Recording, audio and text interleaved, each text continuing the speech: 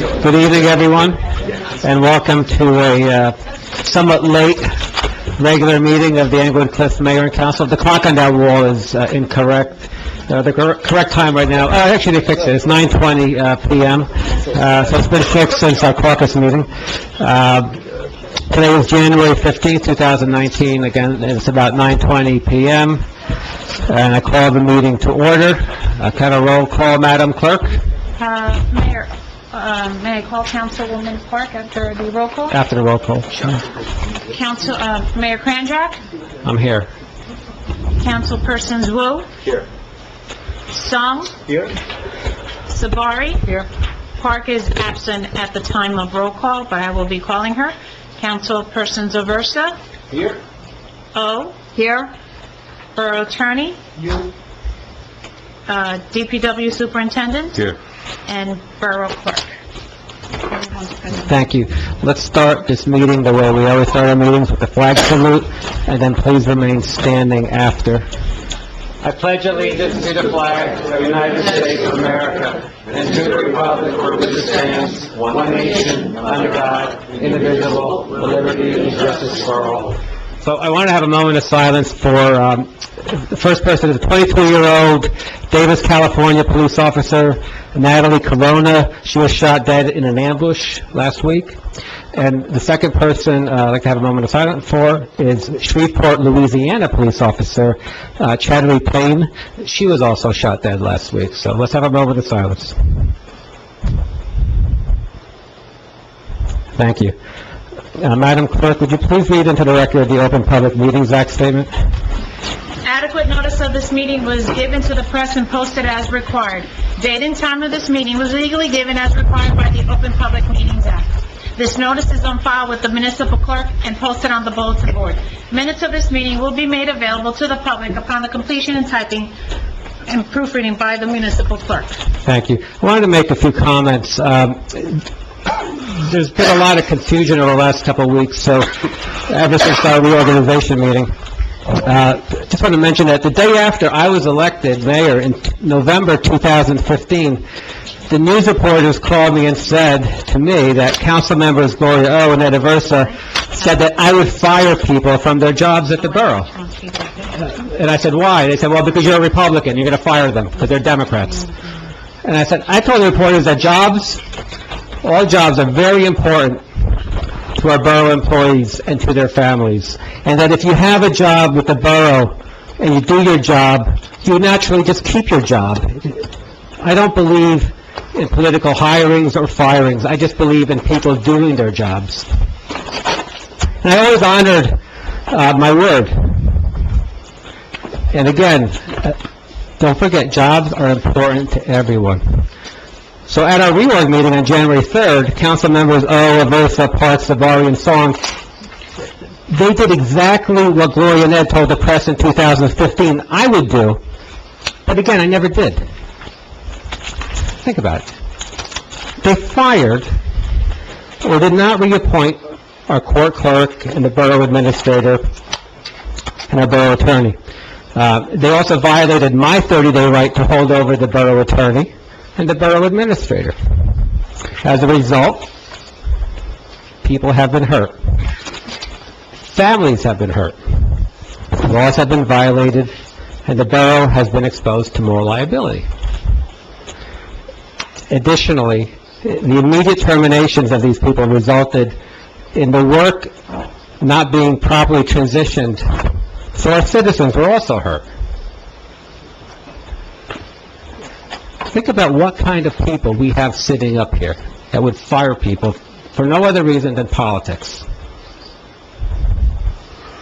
I'm also taking this opportunity to speak with you about our municipal government and the division of powers, because that also became an issue at our reorg meeting, and I see it's going to become an issue again tonight because history predicts the future with this crowd.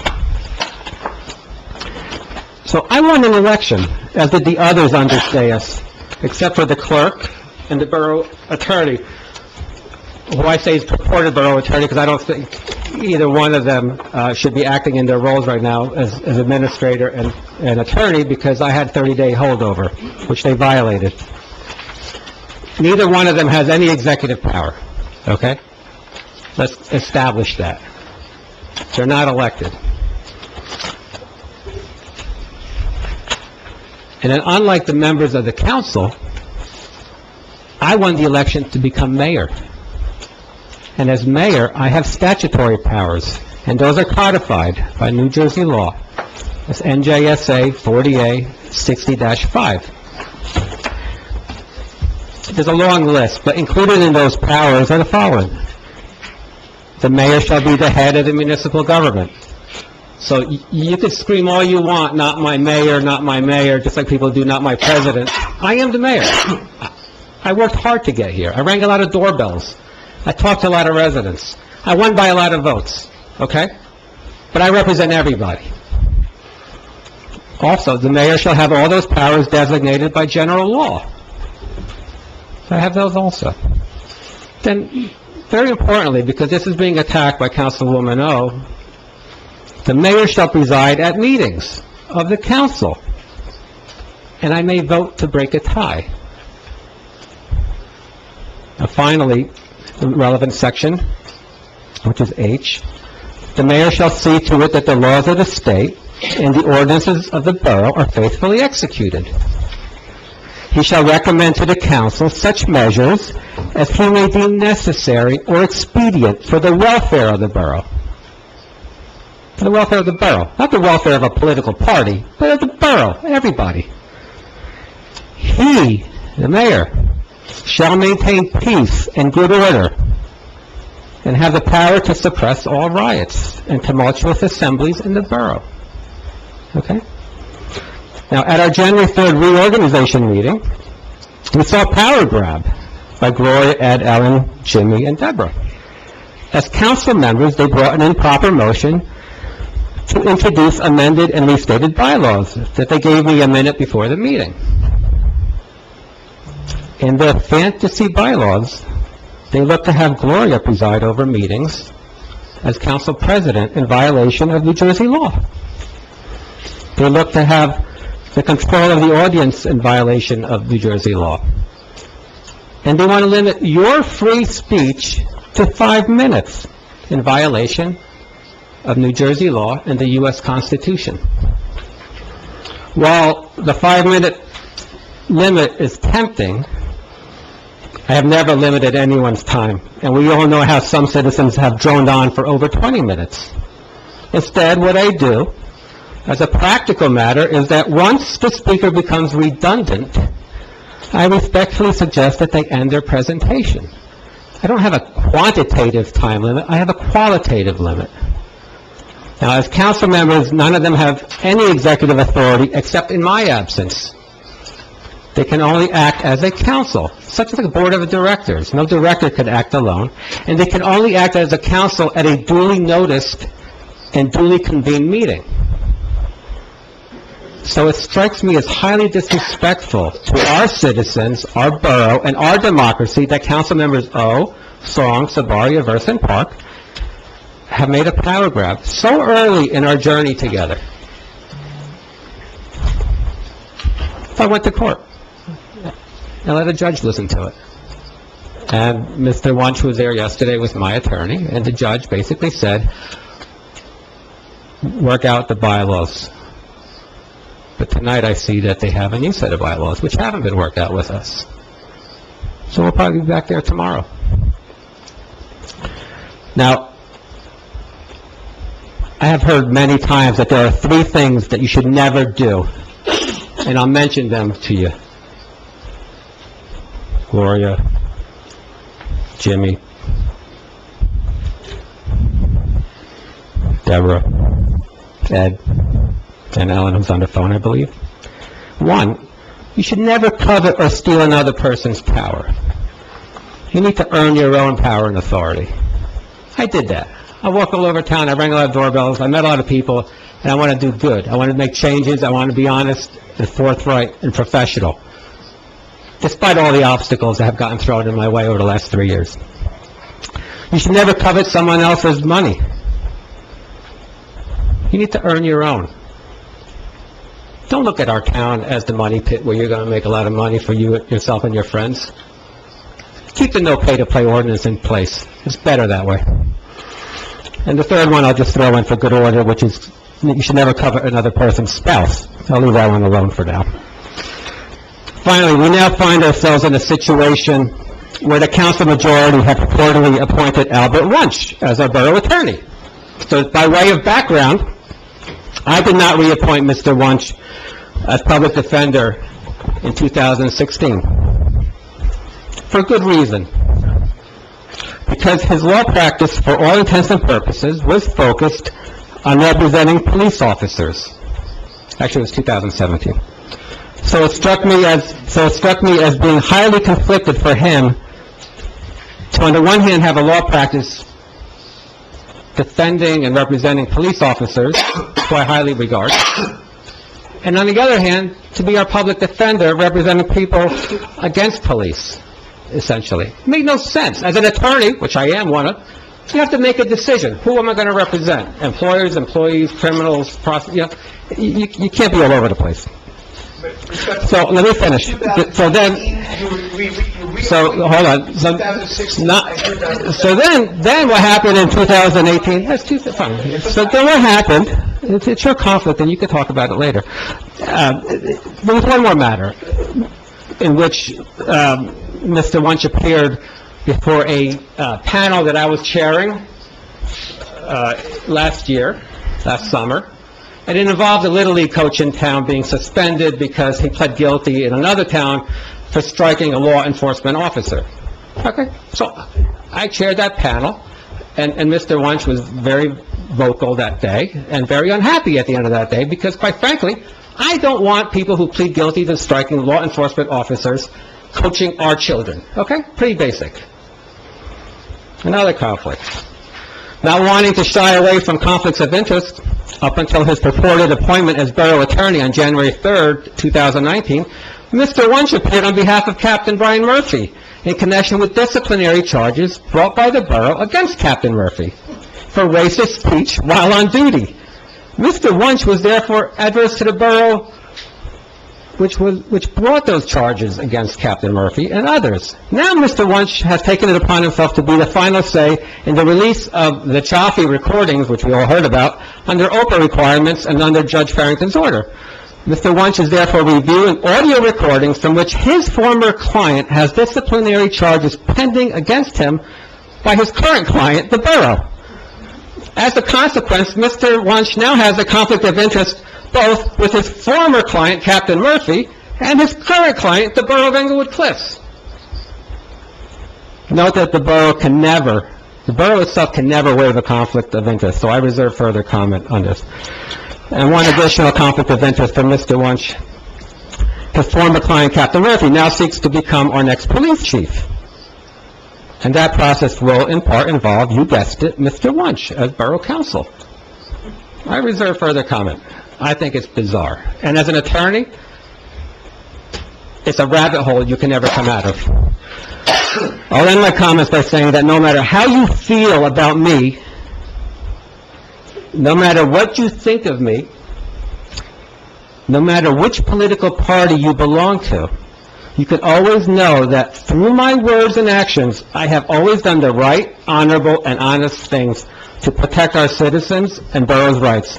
And I have shed light where light needed to be shed. And that's why I'm somewhat controversial from time to time, but I'm doing it for everyone else's best interest, because I don't get a salary, I don't get paid, I don't even have a parking spot. I gave it away, I turned it into a handicap spot. Okay, so that's all I have to say on that. In terms of the Borough Charity Project, which is the Office of Concerned Food Pantry, there's a collection basket out front. We've been doing this for almost a year now. At every regular meeting, we collect non-perishable food items. If you didn't bring anything tonight, and you want to go home and bring it back, or you want to bring it in the morning, it'll still be there. So I encourage you, and I thank everyone who's actually done it so far. Correspondence that we received were from Eric Bernstein. He's our tax appeals attorney. It's privileged and confidential. And there's also a notice of violation from the New Jersey Department of Community Affairs regarding George Rego, who's our tax assessor. And that also involves conflicts of interest. So, with that said, I'd like to open up to the public, and what I'm really interested in hearing from the public is your views, if you choose to talk about it, is, Gloria's power grab, Choppy's recordings, Mr. Wunsch's conflicts, renovating Johnson Park, and affordable housing.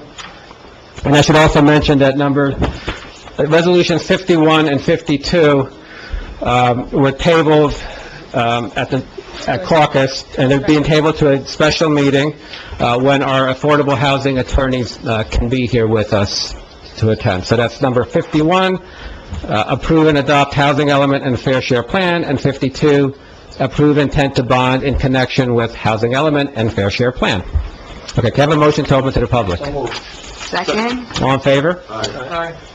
If there's anyone from the public who wishes to be heard, please raise your hand, and I'll recognize you. Come up to this desk here with the microphone, state your name and address, please.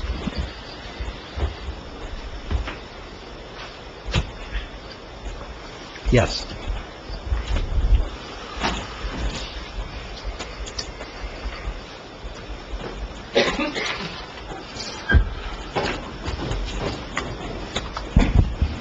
Lauren Eastwood, Four Willow Drive. First, I would like to bring up some issues with Oprah requests. As one of the people who has an Oprah request in for the tapes, I have real problems with Mr. Wunsch, given his conflict of interest with Mr. Murphy, reviewing the tapes.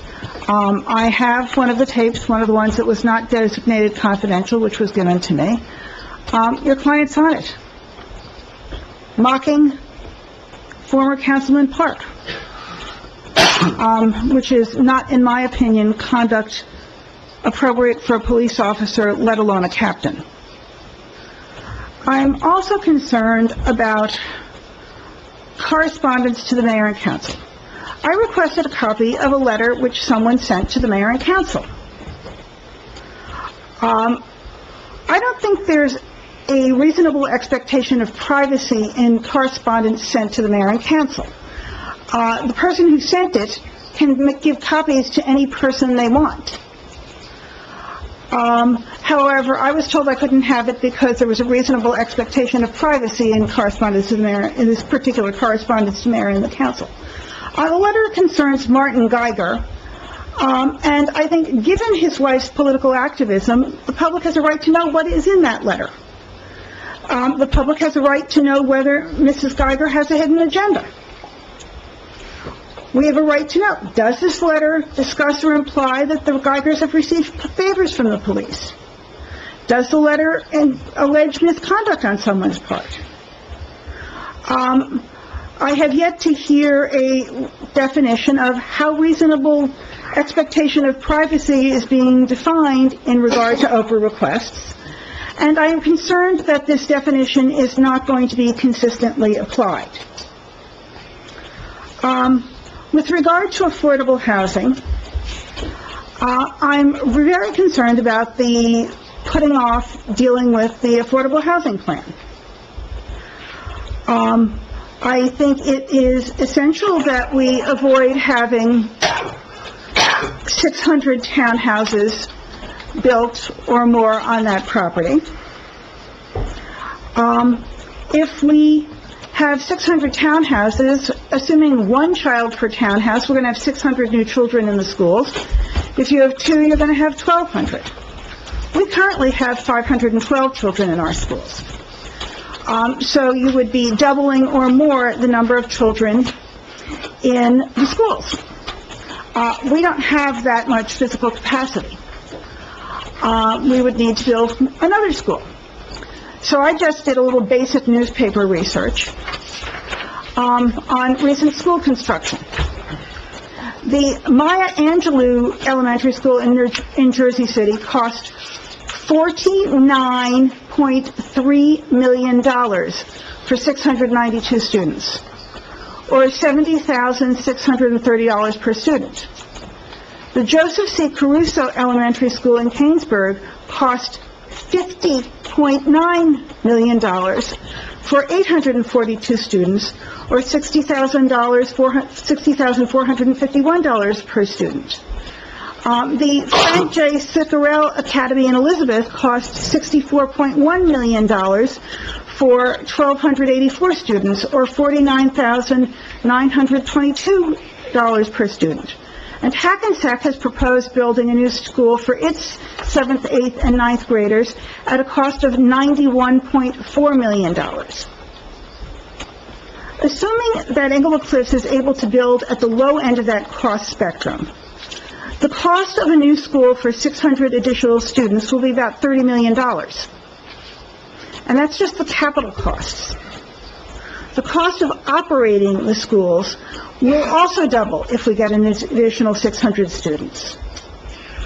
So I think it's incumbent on us to work on getting the affordable housing built by the borough, so we only add the number of units that are needed to meet our affordable housing obligation, and not have a builder do it, because if you have the builder do it, you're going to have the affordable housing units plus 4 units, an additional 4 units for every affordable housing unit they build. And the cost of additional schools, facilities, and additional students is going to be monumental.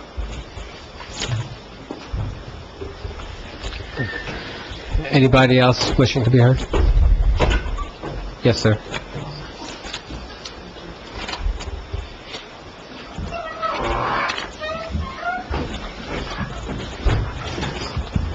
Michael Telzer, homeowner, 9 Churchill Road. Mr. Wunsch, I think you have to donate some more land for another school. That's right. I think you're going to have to donate some more land for another school. I'll bring it up with the family, thank you. Okay, I just wanted to say, you know, I've told the borough everything regarding the attorneys, the insurance company, and regarding my case. I want all the evidence out there if I have anything to say about it. But I've been very transparent, and we know what's going on with your attorneys. But I have to disclose, because I don't want to be accused of anything, that Mr. Wunsch was formerly my attorney. And I don't know if he's going to be handling anything regarding my case. No? Okay. But if you are, I just want to say it out loud. Well, it's a pending case, so Okay, but if he... the borough attorney does everything and supervises all attorneys. So I don't want to stand here and not say something. Okay, Mr. well, Wunsch can I- has to work out his Can I contract. finish though? Yeah. Okay, but if I know that the two sides don't get along. If he's to work on it, I'm asking Mr. Aversa and Ms. O to pass on the information that you're aware of, so he's aware of it. You know, so in other words, if he works on it, I want him to have everything. So that's it. And Al, I want every single thing out there, and I always have. So I just had to say that. I figured I shouldn't write you privately about this, so, okay? Oh, and let me just mention something about the school. It is an outrage, the Mountain Laurel decision. And I was thinking, you know, basically when I talk to people from other towns about it, they tell me that the idea was to keep people in the town, right? Our town wasn't constructed where we threw anybody out. In other words, Mount Laurel kind of makes sense if you have a population that is going to be thrown out because they want to get high tax things in there. That's not the case with us. People moved to this community because they had low taxes, and they wanted, when they got old, to be able to retire here. And I think that's, you know, that's a point that could be made, possibly, because it's really not fair. If we get 600 kids in here, our taxes are going to go up, and what's going to happen is the older people are going to have to move out, because the taxes are going to double, so that the lower-income people should come in, not stay in. So I think it's outrageous. Thank you. Anybody else wishing to be heard? Yes.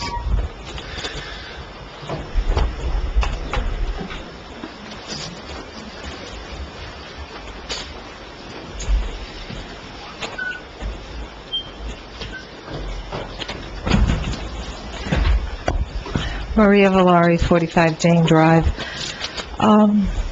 You know, I wanted to talk about a little bit of history, too. I'm really concerned about the lack of civility in the newly elected Democrat people that are sitting up there. I went home after that special meeting, and I actually felt physically ill for the people who were treated so disrespectful by your decision to terminate them while they're sitting at their positions.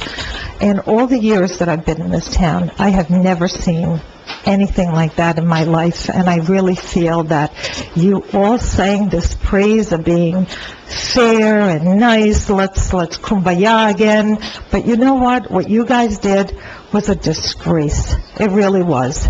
And the fact is that when the Democrats came into power, when I was on the Board of Health as a secretary, I was the only one that was advertised, because I'm a Republican. How can you sit up there and talk all nice and how you want to do what's best for the town, yet you can disgracefully dismiss people the way you did? I was appalled by it, and I think you should all think about what you did, because that was wrong.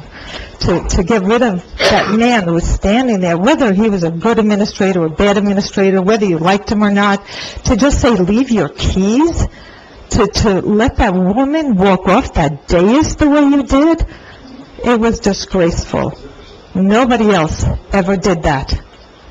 No Republican that I remember, in the few times that they've been up there and had majority, did that. And I'm disgusted with what I saw. And I love to hear everybody's comments. But you know what? This is a community. We are Republican, Democrats, Independents, undeclared, whatever we are. We are all a community. And I want to see that being represented from now on, instead of singling people out. And I think it's a disgrace. And you're lucky I didn't sue when I did that, because that was wrong. They advertised my position so that I couldn't apply for it. So I just want to put it out there, because I don't talk a lot about these things. We quietly go away, okay? We don't make the ruckus that you people do. That's the one thing I wanted to say. Mr. Lynch, you know how I feel about you. I've known you for a long time. Our children have known each other.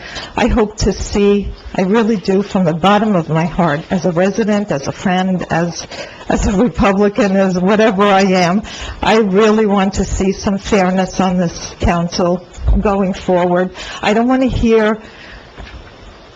want picking and choosing of history, okay? History is history, and we're either going to look back at it or we're not. But I don't want picking and choosing of which history we're going to agree with and which one we're going to say, oh, that was in the past and it doesn't really matter. So I hope, I really do, as a friend, as a resident, that I see some civility up there from everyone, and a representation of my rights as a Republican, as their rights, as Democrats, and that's what I wish for in this town right now. If there's any consolation, in 1859, my family founded the Republican Party in this town.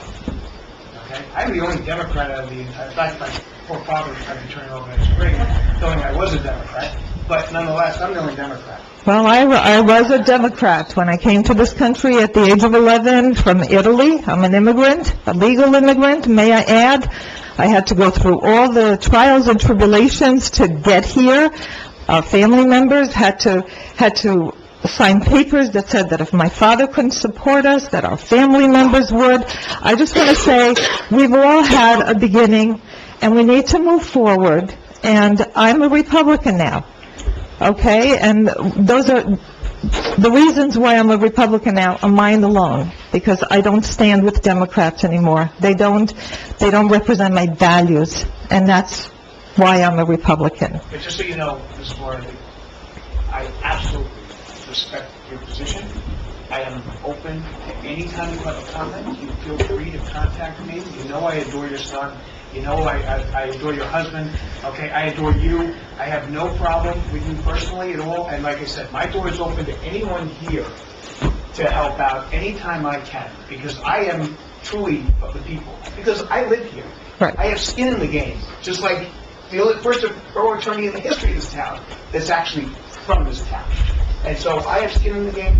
my interests or your interests? Right. We all live here. We all live here. The mayor lives here, his lovely wife lives here, I live here, and so we all live here. We all have skin in the game, in everything that's going And on. that's why I'm doing the best that I can under the circumstances. It's a very tough job, but I'm only here 60 days, so. It's, Okay. but that doesn't erase your conflicts of interest. All the history, you still have them. It doesn't solve that problem, Mr. Wunsch.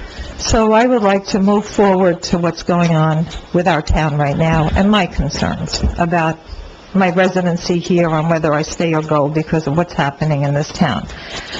First of all, I would like to say that, you know what, I was cleaning out my office and I came across these things and I said, you know what, I think I need to address some of these issues.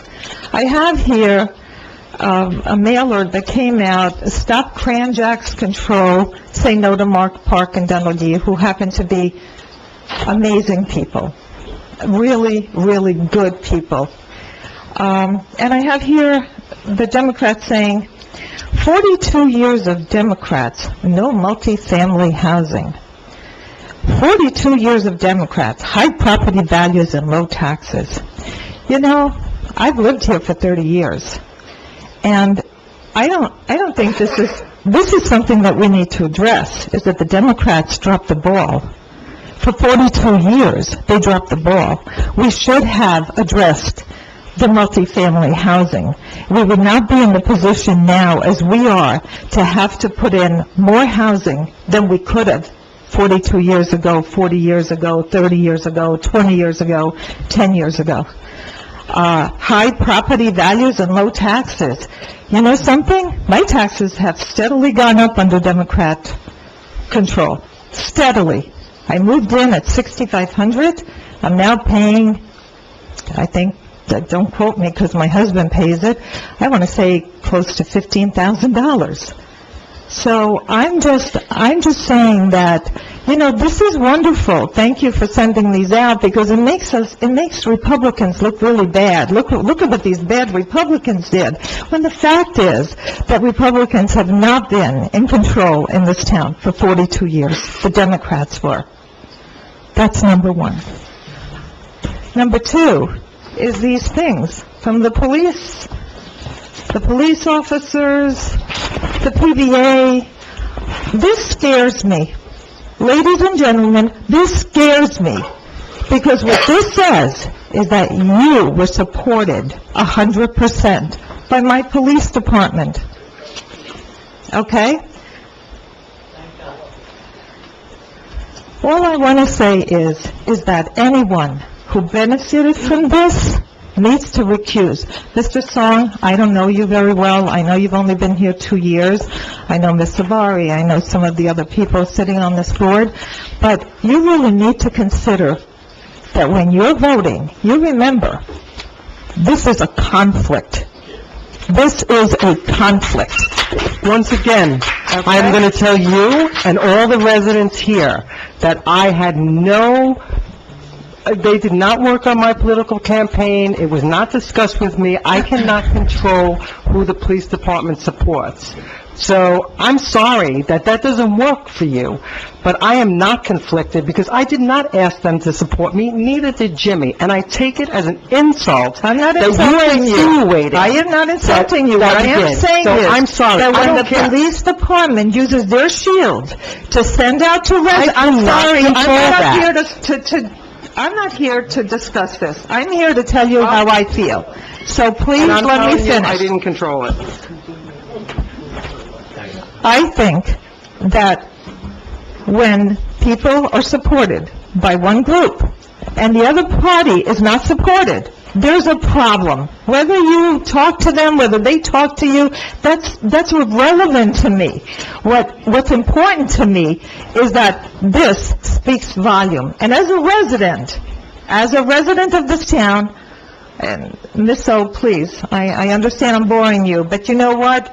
Out of everyone here, you should not be voting, and neither should Miss Park. Another issue, the chief of police. I don't understand how anyone can sit up there and contemplate in any way to drop charges, to not follow through on whatever's already been done, when these tapes clearly indicate sexual harassment, talking about people's races, Koreans, whoever. I don't know how anyone on this board, and I can tell you, knowing myself, if that were me up there, I would never condone such behavior by anybody, especially the police.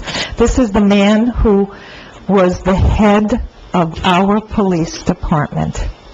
And to now say, at some point, I hope this doesn't happen, that you people are actually thinking of dropping charges, forgiving him, whatever. You know something? There are football players out there who can't play ever again because of their behavior. And all they are is a football player. Or there's people losing their jobs every day because they complimented a woman saying, "Oh, you look really nice today," and that woman takes a sexual offense to that, and those people get fired. And for this to go on, and for anybody who is going to sit up there and excuse this, then you have no conscience. That's all I have to say.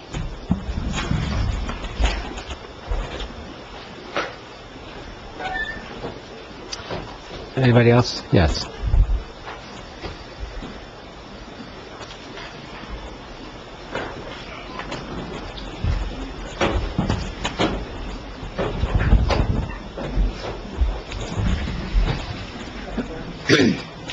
I'm Mary O'Shea, 12 Irving Avenue. I want to comment on a number of items. First of all, following up on what Mrs. Valari said, Jimmy Sung and Debbie Savari campaigned on a feel-good, make-it-better scenario. Stop the arguing, stop the fighting, stop everything. Everything is going to be peaceful and calm and beautiful. And like she said, a kumbaya moment. Right from the beginning, at the reorganization meeting, it was totally the opposite. So basically, they lied to the residents about how they were going to handle themselves. There is no collegiate attitude amongst the council members and the mayor, and they're definitely not getting along, okay? And this is only January. We have a long year ahead of us, and I don't think it should continue. The bylaws, introducing the bylaws at the reorganization meeting was incorrect because it was not a regular scheduled council meeting. We have one regular scheduled council meeting per month. Tonight, this is the regular scheduled council meeting. And the next one will be the second Wednesday in February. So therefore, introducing them and attempting to introduce them and making a load of commotion and hullabaloo about it at the reorganization meeting was totally wrong. And I was here when the Republican majority attempted to do similar introduction of the bylaws with Agresta and Patron, McMorrow, and Asatrian. So the mayor was outnumbered, and they didn't do it. They talked it. They did nothing. And they set up a committee with Councilman Plorka to have a bylaws committee, and they had Republicans and Democrats on that committee. Ultimately, it never went anywhere, and nothing happened, and they didn't do it. And Mayor Parisi Jr., for the 10 years that he was the mayor, always asserted himself and repeatedly referred to himself as the CEO of the town. And he took the authority to do all things. He set the agenda. He would not allow sitting council members, even though they had a majority, to talk to any borough professionals or borough employees or department heads. Everything had to go through him. And there was various other rules that he initiated. There was also the time limit on the public speaking, which Ed Aversa kept time for. So, you know, things were not wonderful then, but the Republicans that were in the majority did not act the way you people are acting. And I have to say, it's a little disgraceful, the way you're carried on.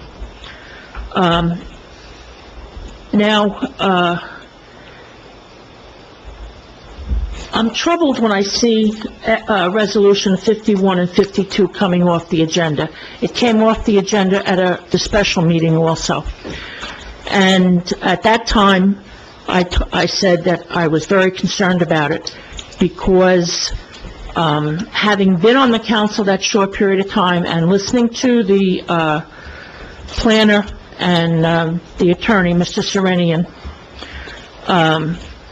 explain the ability the town has to use borough property, which the Aversa and O were on the council when it was purchased, the Dower Building and the parking lot next to the Lions Club, with the intention of using it for 100% affordable housing.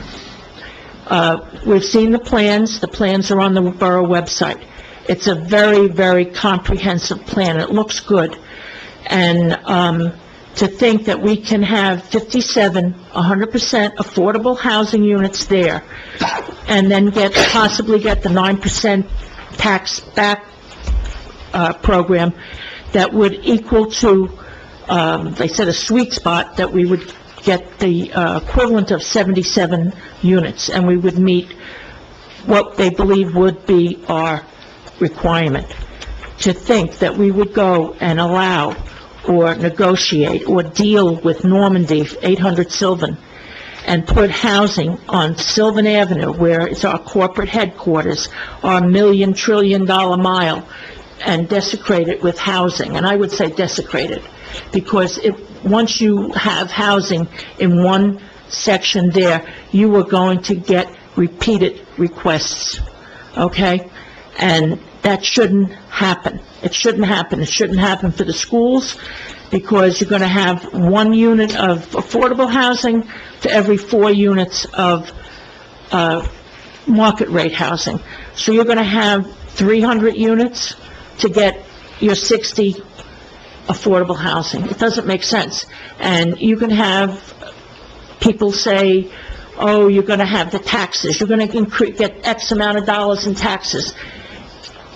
Whatever you get, it's not going to be worth it, because you're going to have to increase your garbage collection, you're going to have to increase your police department, you're going to have to increase your schools and your teachers and your classrooms.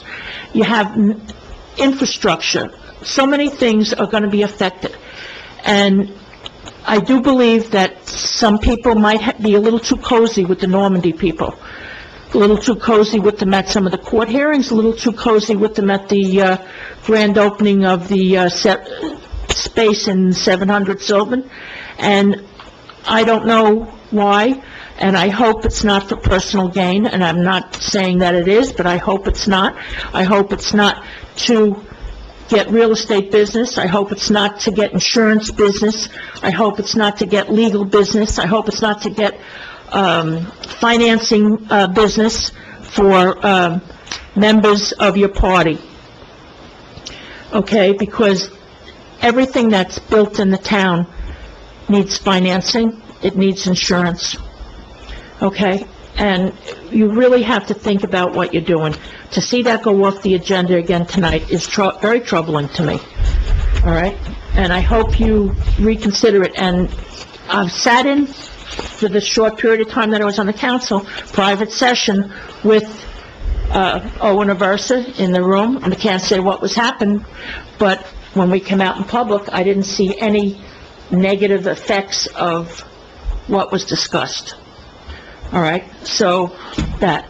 Now, I was also a comment was made to me by one of your party loyalists, a person who always seems to have the inside track on many, many things.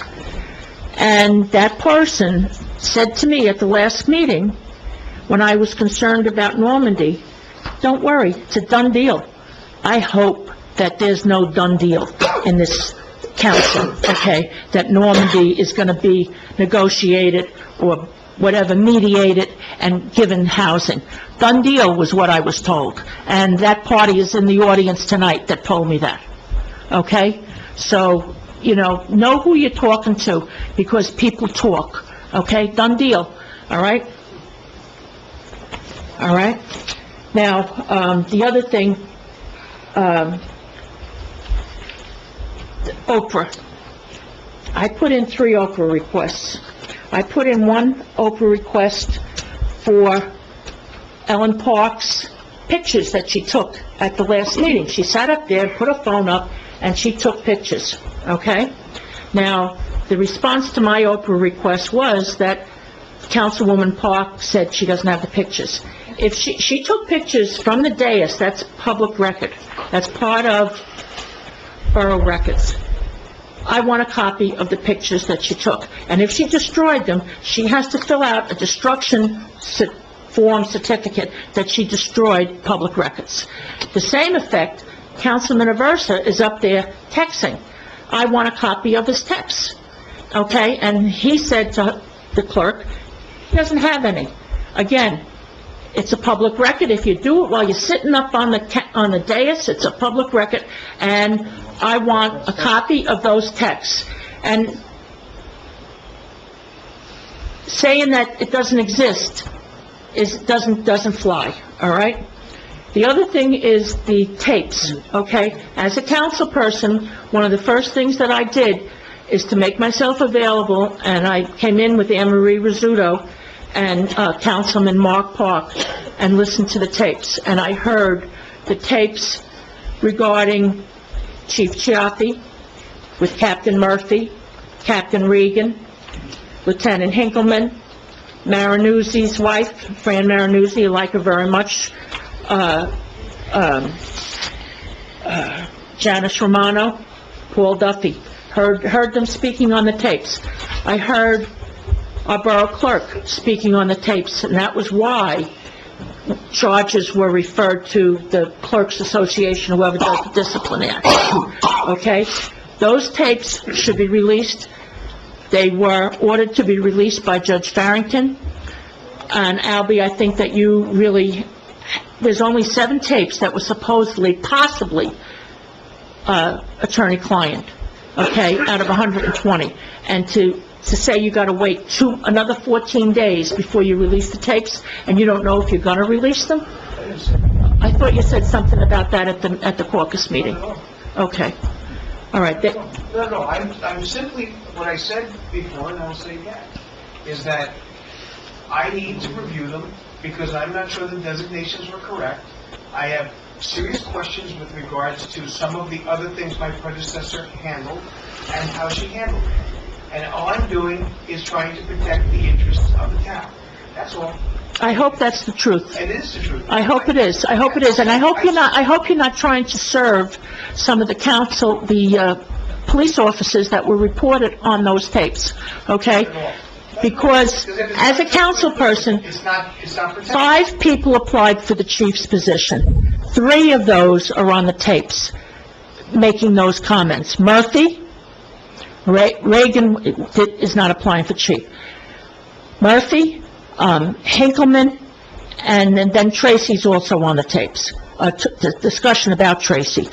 But these people want to be chief, and you can have stigma-free and look for stigma-free when you have the highest police officers of this town using sexual terms, using vulgar comments, harassment, and talking about other people with malice and threatening their life, okay? And people in that room, every person that was in that room when those comments were made, okay, that participated or heard it, every one of them should have reported it to the borough administrator as out of line, okay? They were all derelict in their duty in not reporting that situation occurred, okay? And the council, okay, has been very reluctant previously. They took advantage, Ellen Park, Ed Aversa, and Gloria O. took advantage of the fact that Carol McMorrow, as on the council, could not vote on it. And every time there was an item on the agenda to appoint a hearing officer, they voted no. Okay, they are very reluctant, and you know it, to deal with the situation. They want to wave a magic wand and make it go away. They want to hand Chief Chiaffi a couple $100,000 and go away, all right? What happened was wrong, okay, and there should be damages to the people involved, okay? That's how real life works, okay? Should not be able to walk away from that, all right? I would just add, Mary, and to ensure that it doesn't happen again in the Yes. future. Yes, that's why, like in industry, they have punitive damages, because people have to not do things, okay? And the fact which Albie brought up tonight, okay, that Aversa and O were on the council, and Chiaffi got a contract where if he was sued, the town had to pay his fees. The same thing's gonna happen. We're gonna have to pay his legal fees if you let him walk away from the charges, because then he was not responsible. And he's had more attorneys on his arm than Carter's has Little Pills, okay? And it shouldn't be. It shouldn't be. We shouldn't pay for his outrageous behavior. Most of the lawsuits that we have had in this town have been dealing with Chief Chiaffi, and because of him, and because of the police department. Because the people that worked under him tried to do what they thought he wanted to do. Just like Bridget Kelly and the other guy tried to do what they thought Christie wanted them to do with the bridge, okay? People assume that they're winning favor with their superior by acting in a certain way, okay? And it shouldn't be. And the other thing, Ed Aversa, you are extremely disrespectful to members of the audience when you sit up there on your phone, or when you sit in the caucus and you're on your phone. You should put your phone in the caucus room and leave it there during a meeting and not look at it and not play with it, whether you're playing a game, you're talking to somebody, you're texting, whether you're on Facebook, whatever you're doing, it's disrespectful to anybody that's speaking. You do realize that everything we get is on our phone, right? But we are not getting anything right now. You're supposed to be sitting there listening. Everything on here is on my phone. I know, but That's how I look at things. I know, but you're not looking at that right now. You're not looking at that right now. You're not looking at that right now. No, everything is on paper in front of you, okay? Yeah. What you're doing is ignoring the public. You don't look at that Okay? You're iPad? not representing the public You don't because look you're at not the listening iPad? to them. You're not listening to them, okay? That's just my opinion. Okay, just a couple of housekeeping matters, but just kind of like a straw poll. By a show of hands, who here wants the recordings released publicly? Okay, it's about 95% of the people here. And you know, they always say body English tells people a lot. Also, seating order tells people a lot, so you can see that there's certain people sitting with Normandy's attorney in the back row. That's all I'll say. Mr. Ashwell, I need you to sit down in a seat, and clear that because of fire reasons. Also, a lot of problems that we had emanating from the tapes and from the police department, I feel are on the right track right now to being rectified. And this is the way it's being done. We've taken the politics out of the police department. We couldn't do that because the leadership of the police department was political. It was never the case before 2010. We're seeing a boost of morale. I thank Officer O'Shea for being here tonight.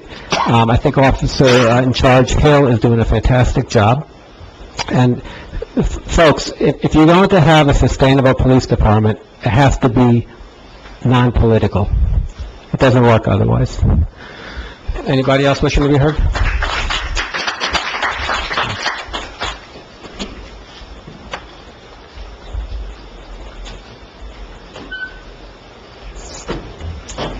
Andrew Nickow, 54 Elm Street.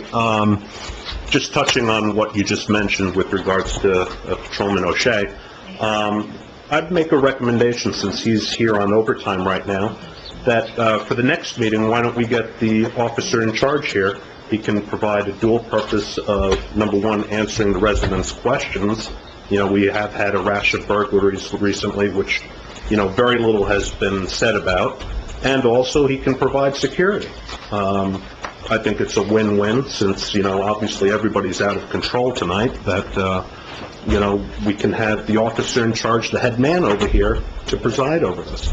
I know we used to have the police chief and the deputy chief at meetings before, and you know what, to be honest with you, I would really like to hear from the largest department head in the town that we can ask him questions. So I would put that up to the mayor and council, you know, maybe consider that for future meetings.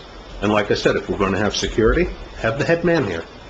My next question, and, you know, a lot has been said about conflicts with regards to, oh, by the way, Jimmy, Deborah, I did not attend a meeting. That's a congratulations again. But just a question for you guys is, you know, the people have droned on about you guys having a conflict.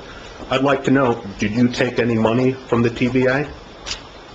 I think I've made it very clear that I don't have a conflict. Okay. No, With Jimmy.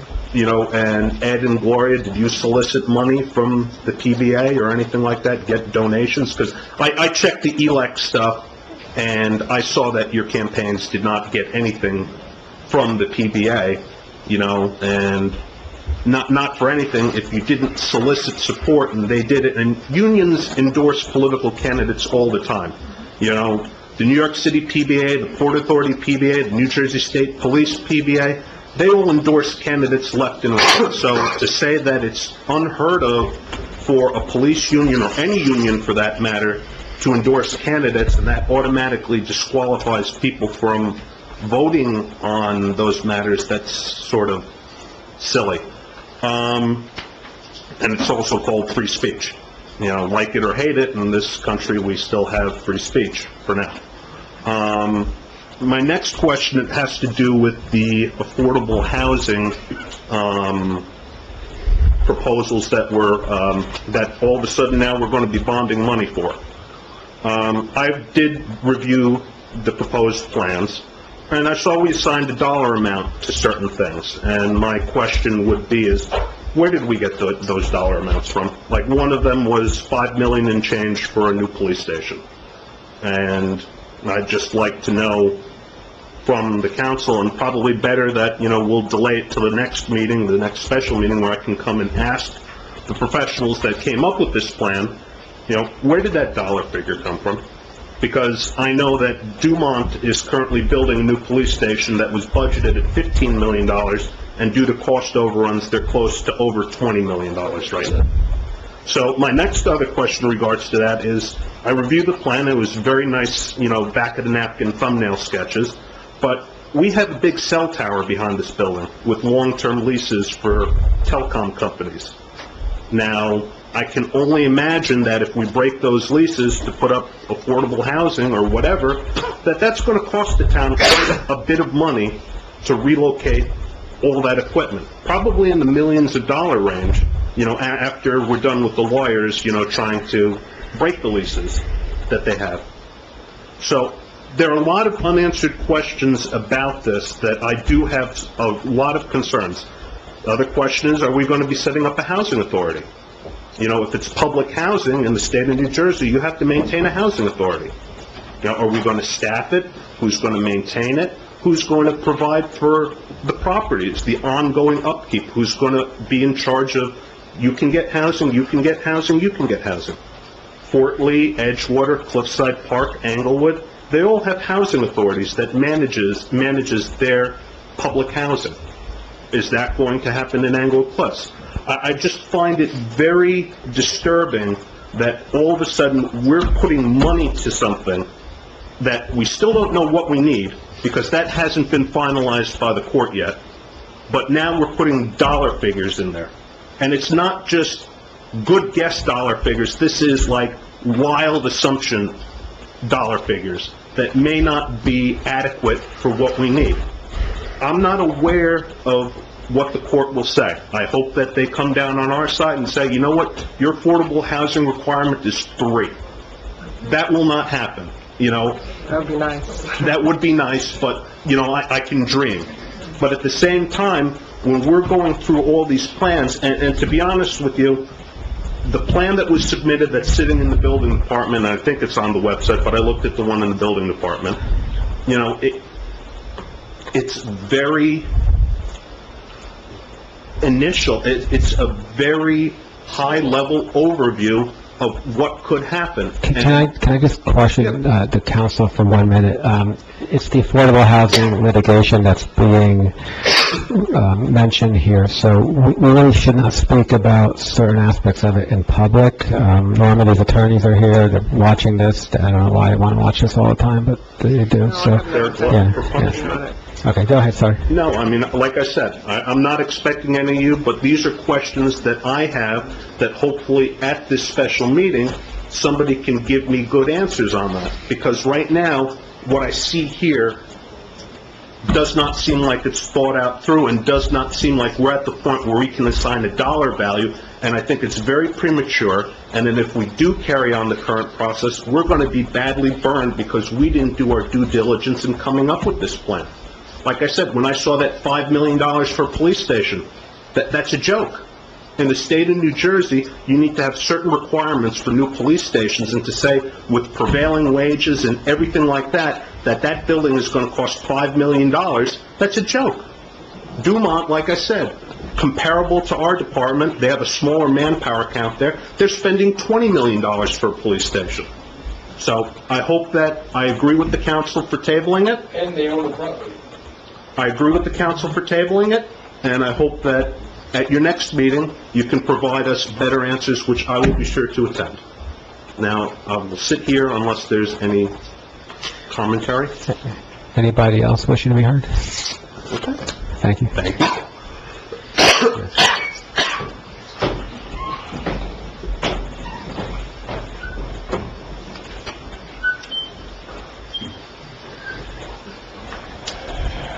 Russell Perino, 220 Fairview Avenue. Good evening, members of the council, mayor. A couple of quick things. Pay to play first.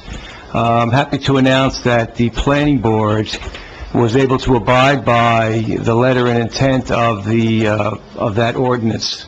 So we hired our professionals at our reorg meeting. We had first vetted to make sure each of the parties indeed were in compliance with the ordinance, and they indeed are.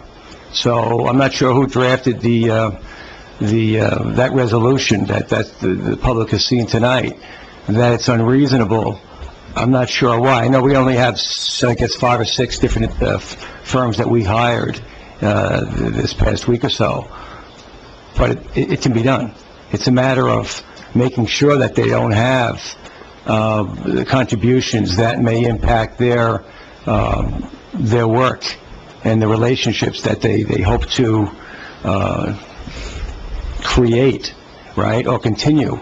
I think it's a good thing. There's communities, the states, federal governments that are all in favor of it. So I would advocate looking at that ordinance and not just repealing it. If you need to make some changes to make it more reasonable, so be it, fine. But I think in concept, it's something that is important to maintain, and it's remiss to just say, we're just going to just make it go away again, make believe it didn't exist.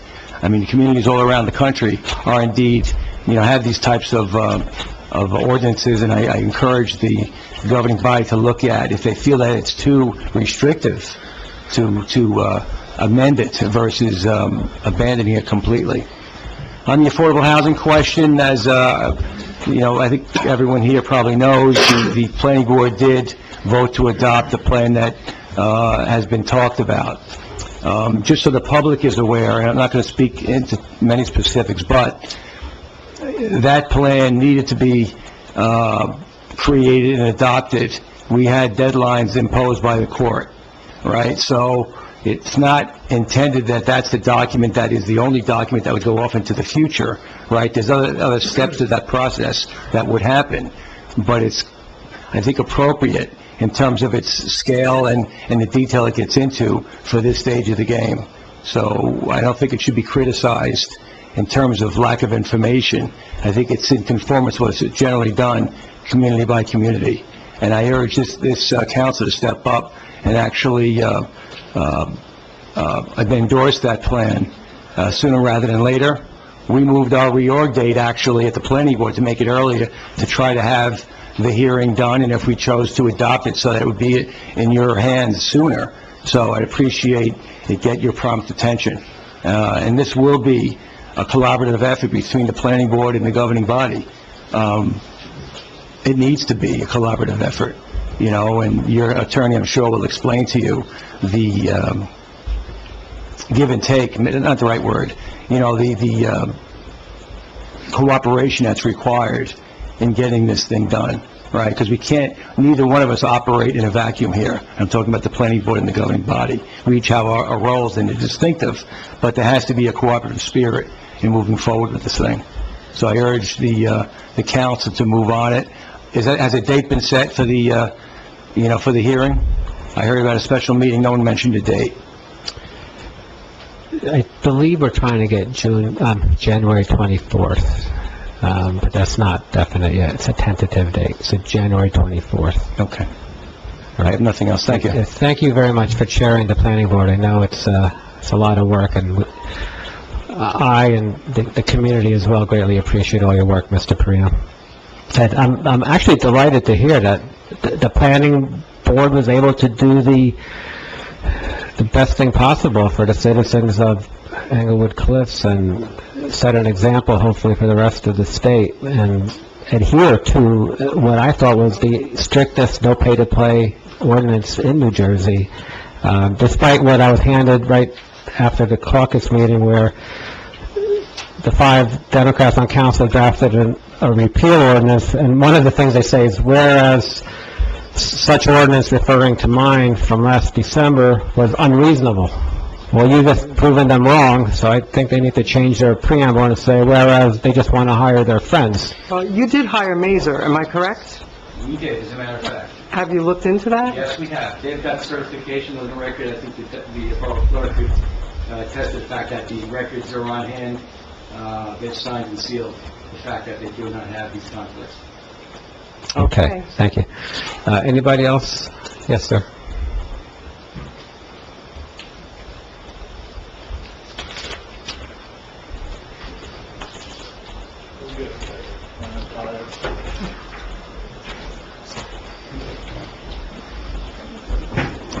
Glenn Luciano, 20 Laurie Drive. Resolution 1948, new fire hydrants. It says it's being approved on the 15th. Fire hydrants in? Oh, I'm sorry, I can't hear you. Are the fire hydrants in? I don't believe they're in yet. Paved road down I there. believe they were just approved by the fire chief, and Suez Water will be installing them according to the construction schedule. Okay, well, I beg to differ, because if you go down Sylvan Ave, and I hope that whoever put them in is going to repair the road to the condition it was before they put them in, because there's already 2 in that I've noticed on Sylvan Ave. So I do have a question as to how we're approving a resolution of 4 fire hydrants when 2 of them are already in. And how did they get put in if the town didn't authorize them to be put in? That's my first question. Well, it's a good question. I don't have an answer for you. The former borough administrator required that paving always be done properly whenever there was repair work. So I intend, hopefully, to continue that with whoever the new administrator is now and will be in the future. But I don't have an answer for you. The fire chief provided this to us saying that he's approved it. So if they've already installed them prior to the resolution, I'll look into it. Who approves that? I know you're gonna look into it, but who physically, I don't know. our borough council, do you have do you know who, and does anybody know who? State road. But, so the state approved it, and we're just approving a resolution afterwards? I understand it's a state road, I'm working... Well, I think don't know we're- why are we doing a resolution? Well, I think there's two things to look at, how they're installed, but also how they're used for the benefit of that building, which we have jurisdiction over. Even though the road is a state road, we may not be able to have much say there, but the placement vis-à-vis the building and the safety of the occupants is something that our fire department approved. Don't get me wrong, I'm not questioning the need for fire hydrants. I'm questioning the process of how they were installed and how they were approved and how they tore up a state road, whether we have control of that or not. And I believe they still have to advise us that they're going to open the road. So I'm just, it's not questioning the safety, because I probably agree that you're going to put a few thousand people in a building, you probably need fire hydrants. What really got my notice is driving down the road and bouncing 2 feet in the air. And I understand it's winter, and I understand they probably just used a rough, when the steel plate was there, it was even nicer. But then when they paved it, I think one they've kind of repaired. So I'm not questioning the need for safety. I'm questioning the process of which the people that we elected that are supposed to approve resolutions that I see on it. Driving down the road, I would have assumed that you've already approved it. And if I was sitting up there, I'd be a little upset that someone's coming to me with a resolution after 2 of them are already installed. What do I need you for? And no disrespect, but what do we need you to approve a resolution if they're gonna do it on their own and not come to you before they install it? And I don't think right now there's a need for fire hydrants when the building's still in construction. Can I make a recommendation, have the clerk, who is also our part-time administrator for the time being, look into it, and we could table the resolution? Don't get me wrong, I don't think you necessarily need to table it, because it's already there, so what the heck is the difference? And I think they do need the fire hydrants, but I think going forward, we should be concerned, especially if they're opening a road, and just the whole process. We're doing something that's already after the fact, and like I said, if I was up there, I'd be a little upset. You could reach out to them and find out, but, you kind of, none of disrespect, you're all right. It is a state highway. It is approved, but they must put 2 in. Mr. Luciano, I received the letter from Suez, and it was asking for permission. So I forwarded the correspondence to the mayor and to the fire chief. They both approved it. Now, the letter did say, with your approval. I will contact them tomorrow, and I'll follow up with the mayor, letting him know if these hydrants were installed, why did they not wait for our approval and a signed resolution? So thank you for bringing it to our attention. That's more my point. It's not, listen, I understand the need, I understand the reasoning, I don't agree with the process. You guys are our governing body, whether it's the state, whether it's the state, the county, or maybe we don't even have control over it. Sort of like, DOT and the bicycles on the road that I'm gonna go to next, which I'll lead into, because you know what we say, Captain Hill, whatever it is, Mr. Hill, Police Officer Hill, whoever's in charge of the police now. Last time I was here, I was told it's a police issue. Who's in charge of the police department? Who's the liaison to the police department now? Can you please find out for me, because if our new chief, our new acting chief, or whatever the heck we want to call him, is doing such a great job, I'm going to tell you, every day, it's 8 degrees out, I still see people in the right lane, they think they own the road. It's not acceptable at all, because I think, for one, it's a hazard, and if that's the case, like I suggested the last time, make them turn right on Sage Road, and any bicycle that doesn't turn right on Sage Road, give them a ticket. They have to follow motor vehicle rules. To me, if I drove my motorcycle at 5 miles an hour on the highway, they would pull me over and give me a ticket for obstructing the roadway. It says share the road. They don't own the road. They have 2 and 3 wide and 5 deep blocking up the right lane. It's a hazard. Make a bike path, and Mayor even mentioned it last time. not a lot of them, but some of them do turn at Sage Road because it's so dangerous between Sage and Palisade. It really is. But it's very hazardous to the people driving on a state highway that have to avoid these people with trucks and cars at 35 and 40 miles an hour. It changes to 40 miles an hour once you get past Demorest over there. It's very dangerous. We should really kind of be a little more concerned about it. You mentioned Johnson Field. I think Johnson Field you said you wanted comments on Johnson Field needs to, Johnson Park, and Whitty Field. Whitty Field's nice because you have a bunch of volunteers that take care of it. I think Johnson Field needs to have something. It's a disgrace.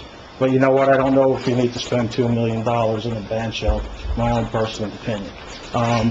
Once again, I'm going to say something about behind the old LG building. It's winter, but there's still stuff in the road. I mean, I read the plan for the planning board, which I didn't mention Mr. Perino earlier. Part of their approval says that they're supposed to take down all the fallen trees. Another gentleman, Mr. Di Gregorio, mentioned about recycling our leaves. The only people that seem to be doing that is the corporations, because they take all the leaves and dump it in the curb. That one part is wetlands. I seen them blowing all the stuff into the wetlands. We should be concerned about that. And I'm being a little sarcastic about, recycling the leaves. It's a disgrace. They have an obligation to maintain the buffer zone, and that's the Environmental Commission and Shade Tree. Absolutely. Maybe we could, can you, maybe ask Shade Tree and Environmental Commission to look into it? But I think their opinion is the buffer zone is the first 15 feet. And the way they maintain it is they blow all the garbage into the rest of the 50-foot buffer zone. And the new building on Sage Road, in the resolution that I read, only because we have this new thing that that for our affordable housing that I read said they're supposed to fix the handicap ramp, which isn't fixed. They're supposed to install trees, and Mr. Perino and I discussed it, and he's on top of it. They're supposed to install trees that are supposed to be maintained by Burgess, who Burgess is no longer here, whatever, to ensure that it's proper. 30% of the trees that they installed are already dead. They were supposed to clean up all the fallen trees within the buffer zone. You could drive past it. There's a couple dozen, if not more. I stopped counting at about 25. So, I mean, it's follow through. You know what I mean? These things need to be maintained.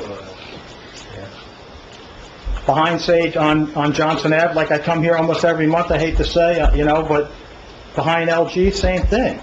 You have the reeds, because it's wetlands, 3 feet into the road. It's really unacceptable to me. I live down there, and it looks like crap. Something needs to be done, and we have done nothing, and I've been here repeated times. The affordable housing. I know we've tabled it. I know that I keep hearing that, we haven't done anything for many years. And the plan that I read, don't get me right, hold me to the years, but it seems as though we've had indemnification in 2007 and 2009 and up to 2012. So it seems to me that someone did something. There was some kind of indemnification. So please don't say that we haven't done anything for 30 years, because we've had indemnification, at least in the plan that I read. And if I'm wrong, please correct me. But what I've read in the plan that was just put out, which is a very thick book, and it seems to me as though we've had indemnification. I think you're referring to immunity. Indemnification, immunity, okay, immunity. So don't say that we haven't had any, someone's done something. I've been through this, and my point that I'm leading to is please do something. Please do something. We might not like the attorney, we might not like the plan, but as I've had discussions with a couple people, we need to have immunity. What would you like done? I'd like immunity. Everyone wants immunity. What else would you like? I'd like immunity. Everyone likes immunity. Okay, so that's my answer. I'd like immunity. So I think kicking the can down the road isn't going to give us immunity. And I think we need to be concerned about the court. We need to be concerned about deadlines. And I would respectfully say, I don't care if we don't like part of the plan. Some plan is better than no plan, and I'm probably preaching to the choir. You all shake your heads, you all know. But I think I have to just express myself. We need to have that continued, regardless of whether we have nothing at 800, we have something at 800, we have an overlay zone. We need something. The court has come back and said You need to do something. And from what I heard at the planning board, it's unfortunately for us, it's accelerated. We don't have time to do the right thing. So please do something. If you're going to change the bylaws, I would respectfully request that maybe you should include opening up the public portion again. I know it's very crazy, maybe with a time limit at the very end of a meeting, because right now, it's my understanding, we might talk about changing the bylaws, and in my opinion, whoever's in the majority has the right to do that. If you're in the minority, you gotta live with it. You can do it, okay? But whatever changes you're gonna make, or suspend the regular order of business, we used to do it all the time. I think there should be a portion towards the end of the meeting where the public is allowed to come up again. Maybe not to drone on about Facebook or the PBA, but if it's something that's brought up, like you're going to talk about the bylaws, possibly, I'm making a guess, I don't know, I heard someone else say it, you should afford us the opportunity to get up here and ask a question. I shouldn't have to wait for things. I've always had an issue with public portion at the beginning of a meeting. Because you know what, even like right now, I'm not being rushed, but, I'm thinking about so many damn different things, I might forget something. If I want to come up at the end and put a time limit on it, I don't care. Maybe not at the beginning, unless someone is repeating the same thing, how disappointed they are 15,000 times, but open it up again so that we have the ability to not have to wait for a month to ask our question. Thank you for your time, and congratulations, I know I was here at the reorg, but gosh dang, that was just, Happy New Year, happy, healthy New Year to all of you, and thank you very much. Ellen, are you still on the phone? Ellen? Yes, still here. Anybody else wishing to be heard? Yes.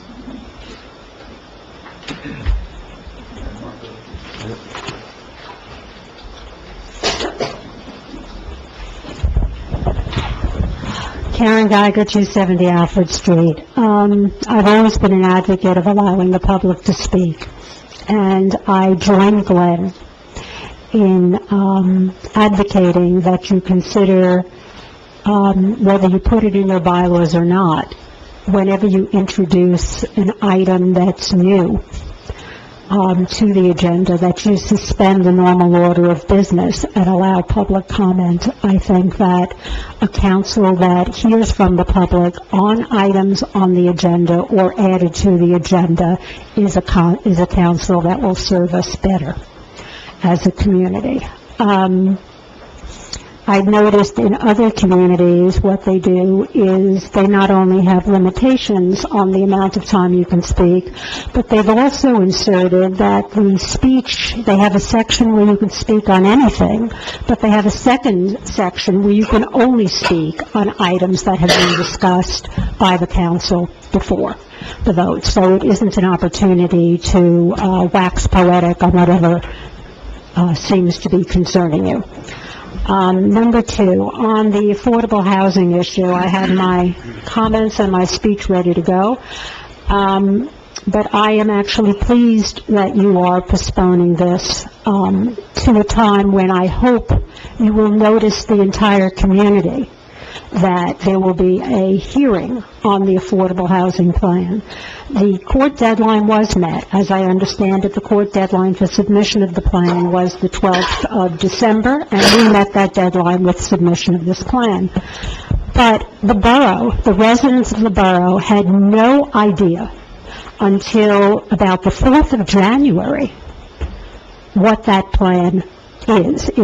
I'm very happy that Mary O'Shea spoke to attorneys when she was on the council, and it's appropriate that she did as a sitting council person. But no one on the public has had the opportunity to question the attorneys and to question the planner about how that plan was constructed, if any alternatives were considered, what the financial implications are of the plan as they've designed it for the residents.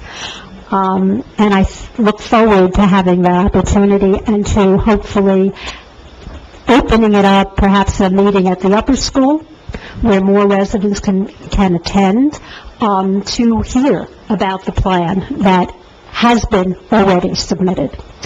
On affordable housing, the plan that was submitted gives an excellent history on the borough's affordable housing.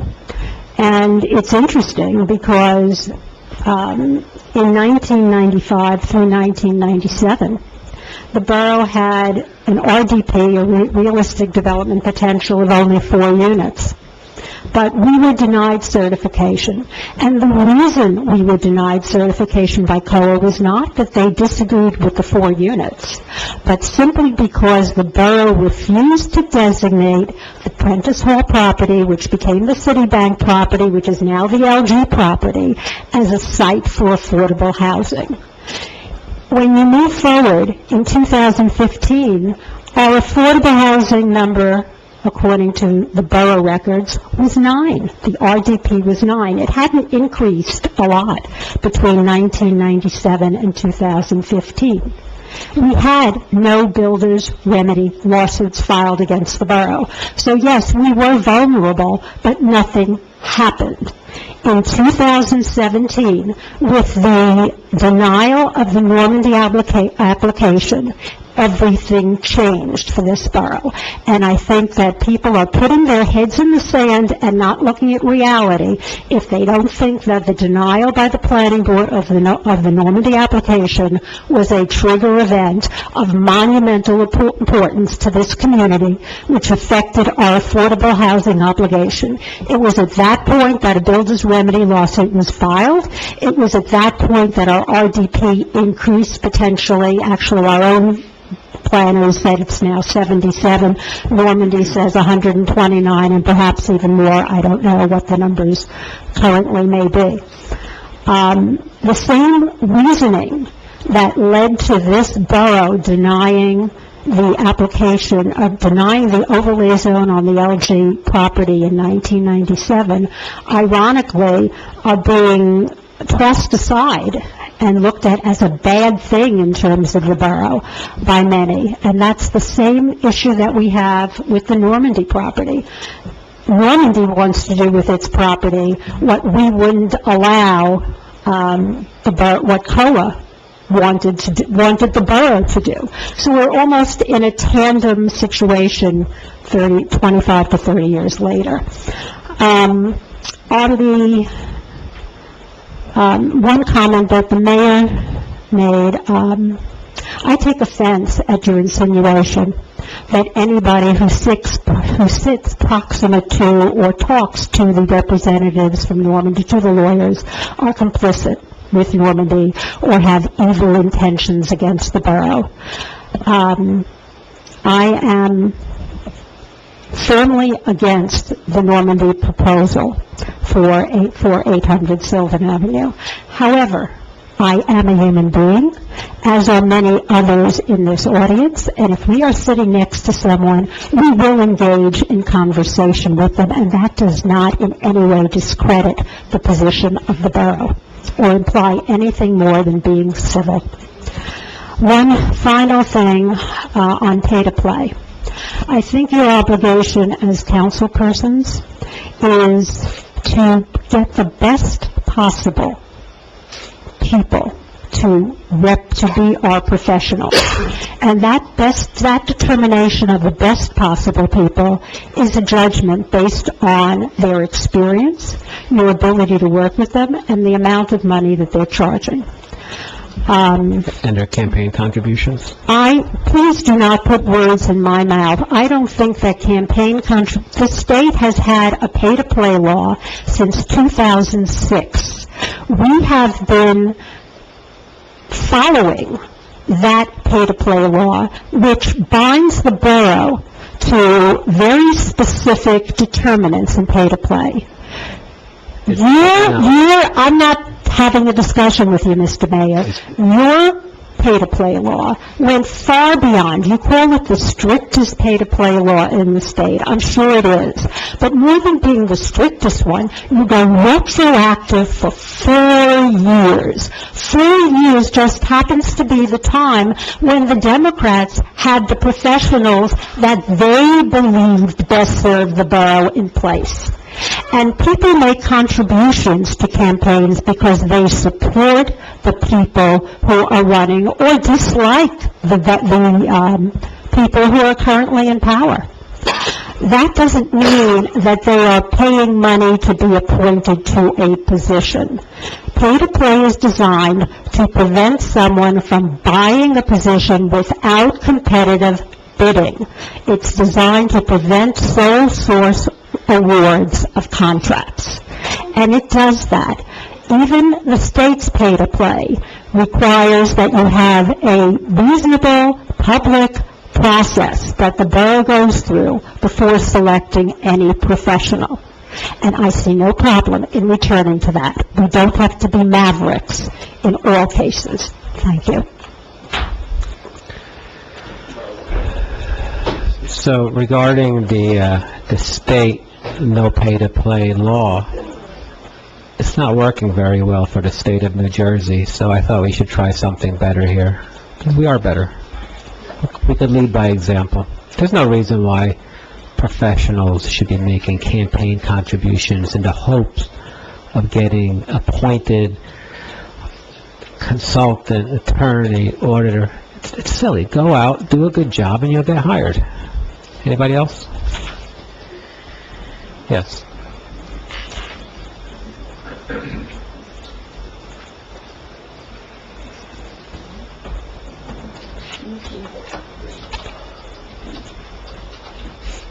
Oh, I also point out that Ms. Geiger is an intervener in the affordable housing litigation.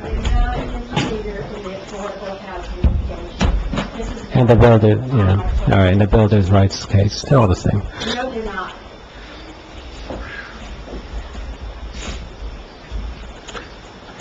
Carol McMorrow, 49 Summit Street.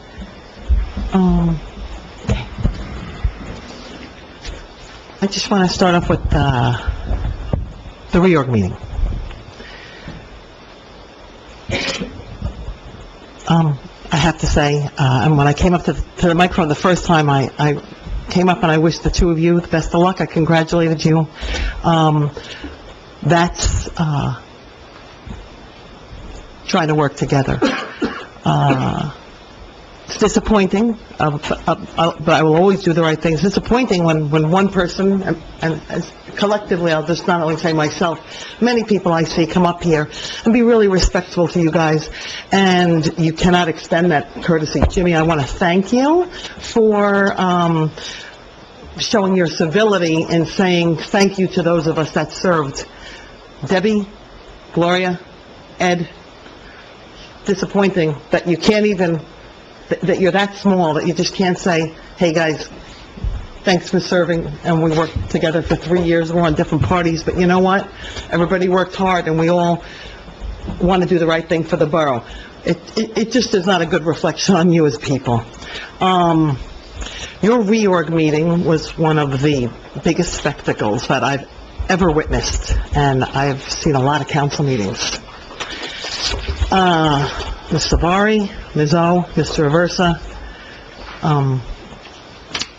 the way that you handled not reappointing the former borough attorney, Anne Marie Rizzuto,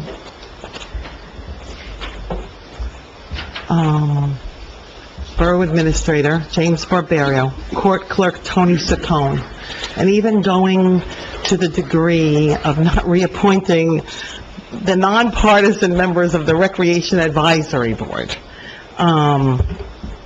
It just shows, for some of those items, it just shows your pettiness.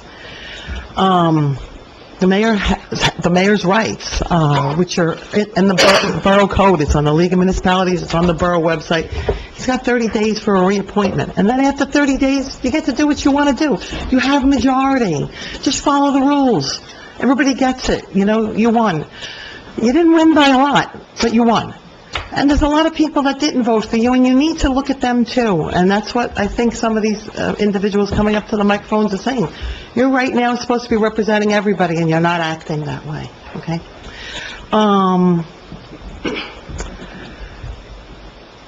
The next thing that I wanted to bring up is Oprah's. Okay. I brought some of the copies with me if after the meeting anybody wants to see what I'm going to be referencing here. Okay. I put an Oprah in I attended Judge Farrington's hearing on the Tracy versus Borough of Englewood Cliffs and Lizette Duffy hearing, motion hearing. I know Ms. Geiger was there, I saw Mr. Ramones there. Judge Farrington was quite clear in her order. She gave 5 days to this borough to turn those tapes over. She was quite clear about what is covered in the release of those tapes. She stated everything except for attorney-client privilege. And, you know, the attorney representing the borough, not Ms. Rizzuto, but the special attorney appointed, got up and tried to make his case for why there might have been other reasons not to give certain tapes. She was clear. She was adamant. She's the judge. Guess what? She makes the rules, okay? You need to turn the tapes over. You had 5 days. Now, I understand there was holidays, there was New Year's, there was Christmas, and I get that. Everybody wants to work together. Today is January 15th. Still no tapes turned over. Okay, so I'm going to read from this statement because I really want the council to understand what some of you are doing. Maybe you don't know what some of you are doing, and there's only a few of you acting alone. I personally have not granted an extension in my Oprah of 1221 regarding the production of the audio tapes, amongst other items, which Anne Marie Rizzuto has already opined on. Everyone on the council, and I had written this to Ms. O, everyone on the council, including you and the borough clerk, are well aware that Dominic Carmagnola, the JIF-appointed attorney representing the borough in the Chaffee lawsuit in which these tapes were produced, is in possession of these audio recordings. Because everybody's giving excuses they don't know where the tapes are. I mean, it's the most ridiculous thing I've ever heard. How could you not know where the tapes are? Dominic Carmagnola was assigned to this case from January, if not even before, of 2018. It might have been earlier than that. Everybody knows he's had those audio tapes, and everyone knows the dates that they had the attorney's eyes-only designation lifted, which, don't quote me, but around, I believe, June, Mayor? June is sticking in my head of 2018. So those tapes were accessible to, not Mr. Song and Mr. Barr, because they weren't on the council, but everybody else on this council, had they had the interest to care enough to find out what was on those tapes. Okay. You should have immediately requested the recordings from Mr. Carmagnola, at the least, immediately upon Judge Farrington's order on December 21st. And I know Ms. Duffy knows about it because her attorney was sitting there at the front table with the other attorney representing the borough.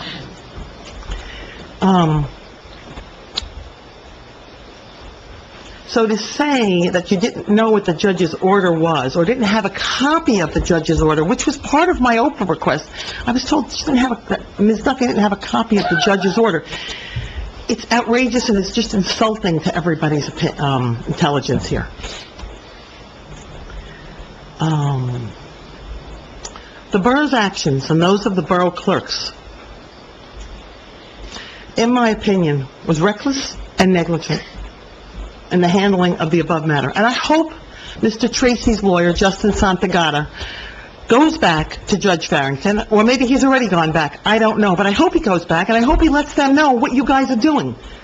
It's disgraceful, and you are wasting taxpayer money. That's what you're doing. Okay, you're defying a judge's order and wasting taxpayers' money again. To compound matters,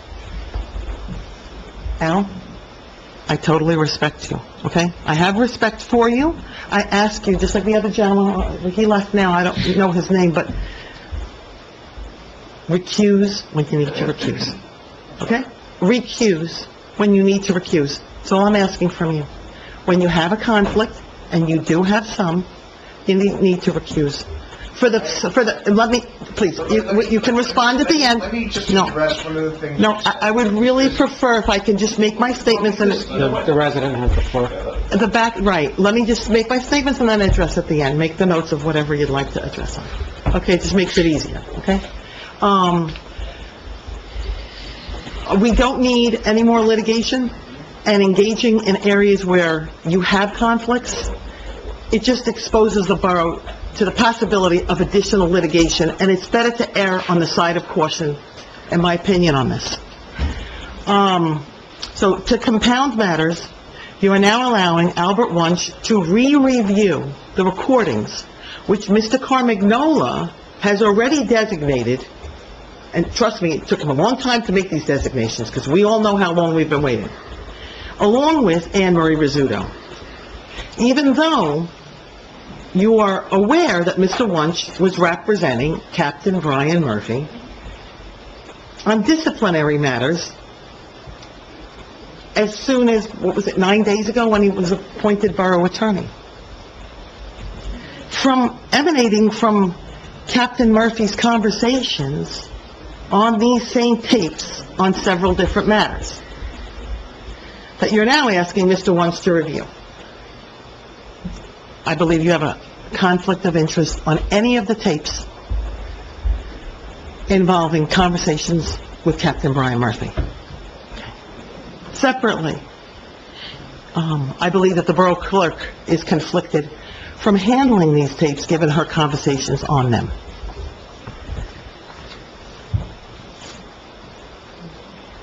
There are a lot of inappropriate things said by Lizette Duffy on the recordings produced by Chief Chaffee.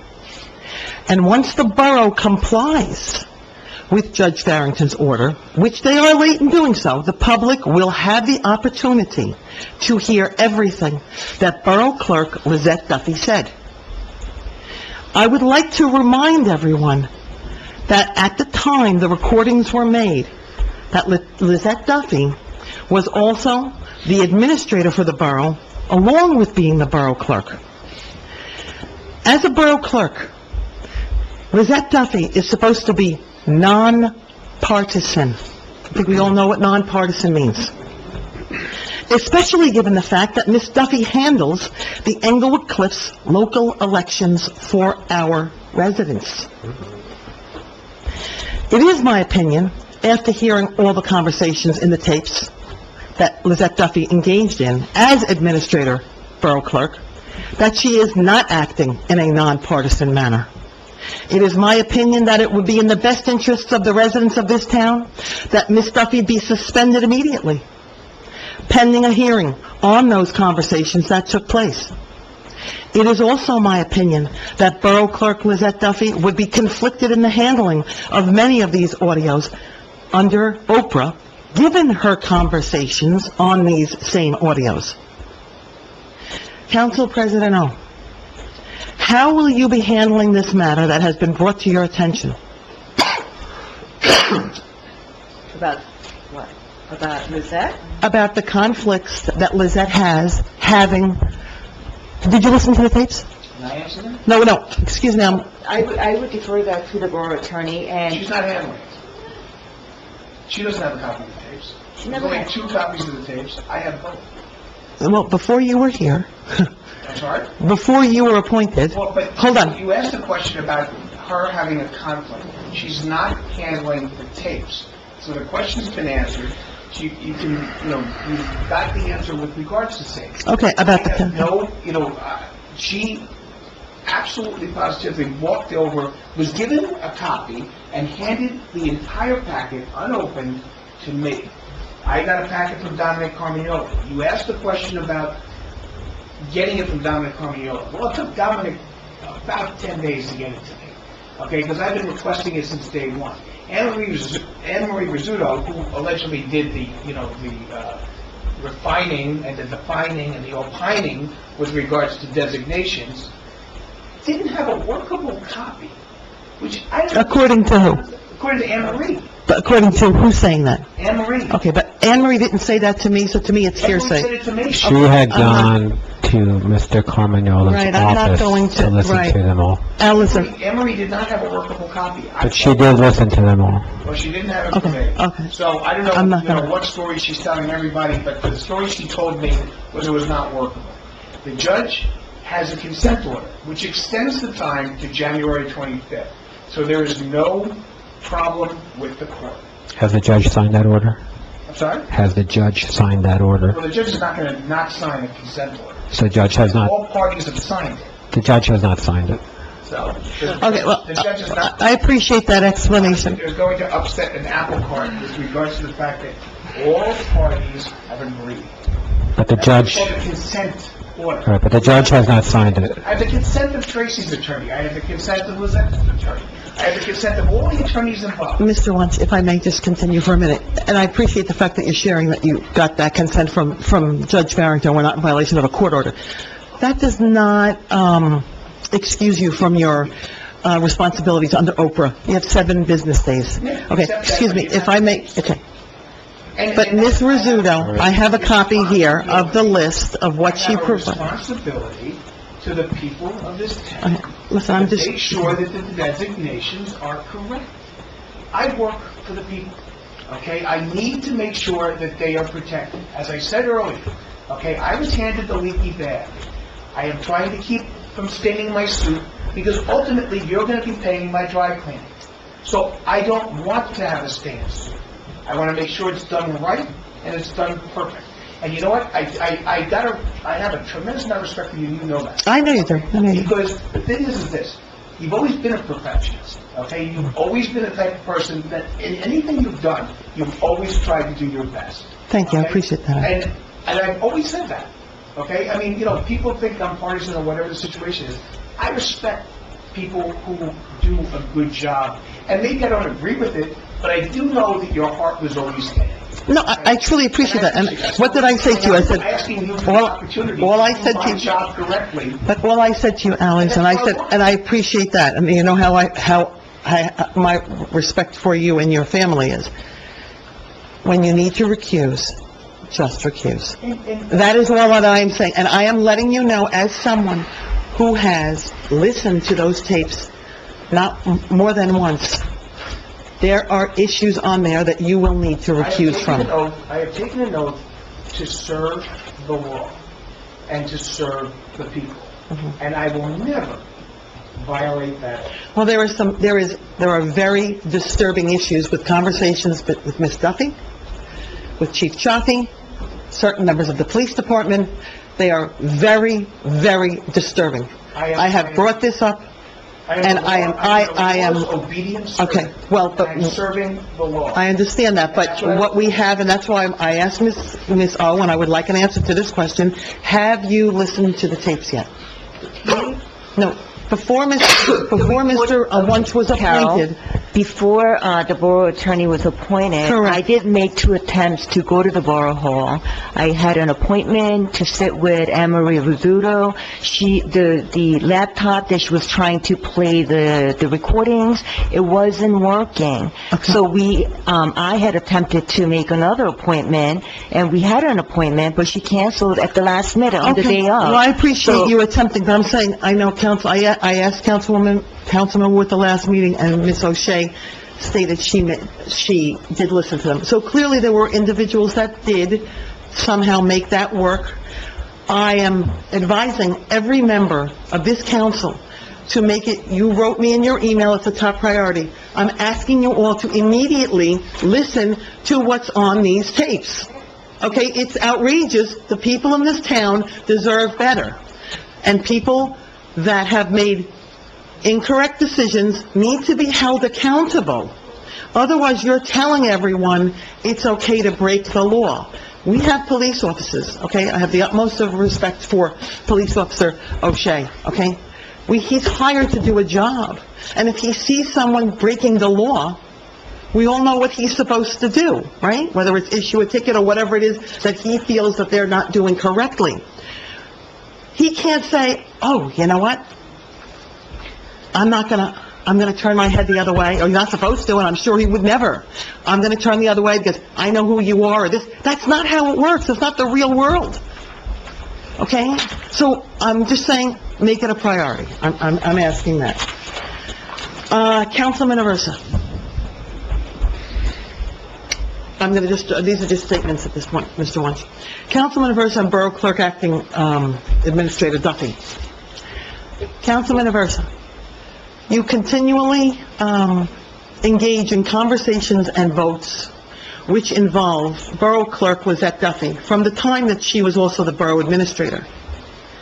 Lizette Duffy stated to me that you, Mr. Wunsch, it's important for you to listen I'm to this. listening, I'm just getting some more water. Okay. Lizette I was Duffy, giving the mayor my seat, so, because he's been standing here so long. I was volunteering to give him the seat while I went and got sit there, but I am listening, don't worry. Lizette Duffy stated to me that you are her dentist. Councilman Aversa? Can you hear me? Yeah, I can hear you. Okay. Lizette Duffy, no, you don't, but you're looking, I can't tell if you're reading on your phone again. What? It's on the phone. Lizette Duffy stated to me that you are her dentist. It also appears that you have been her dentist for many, many years.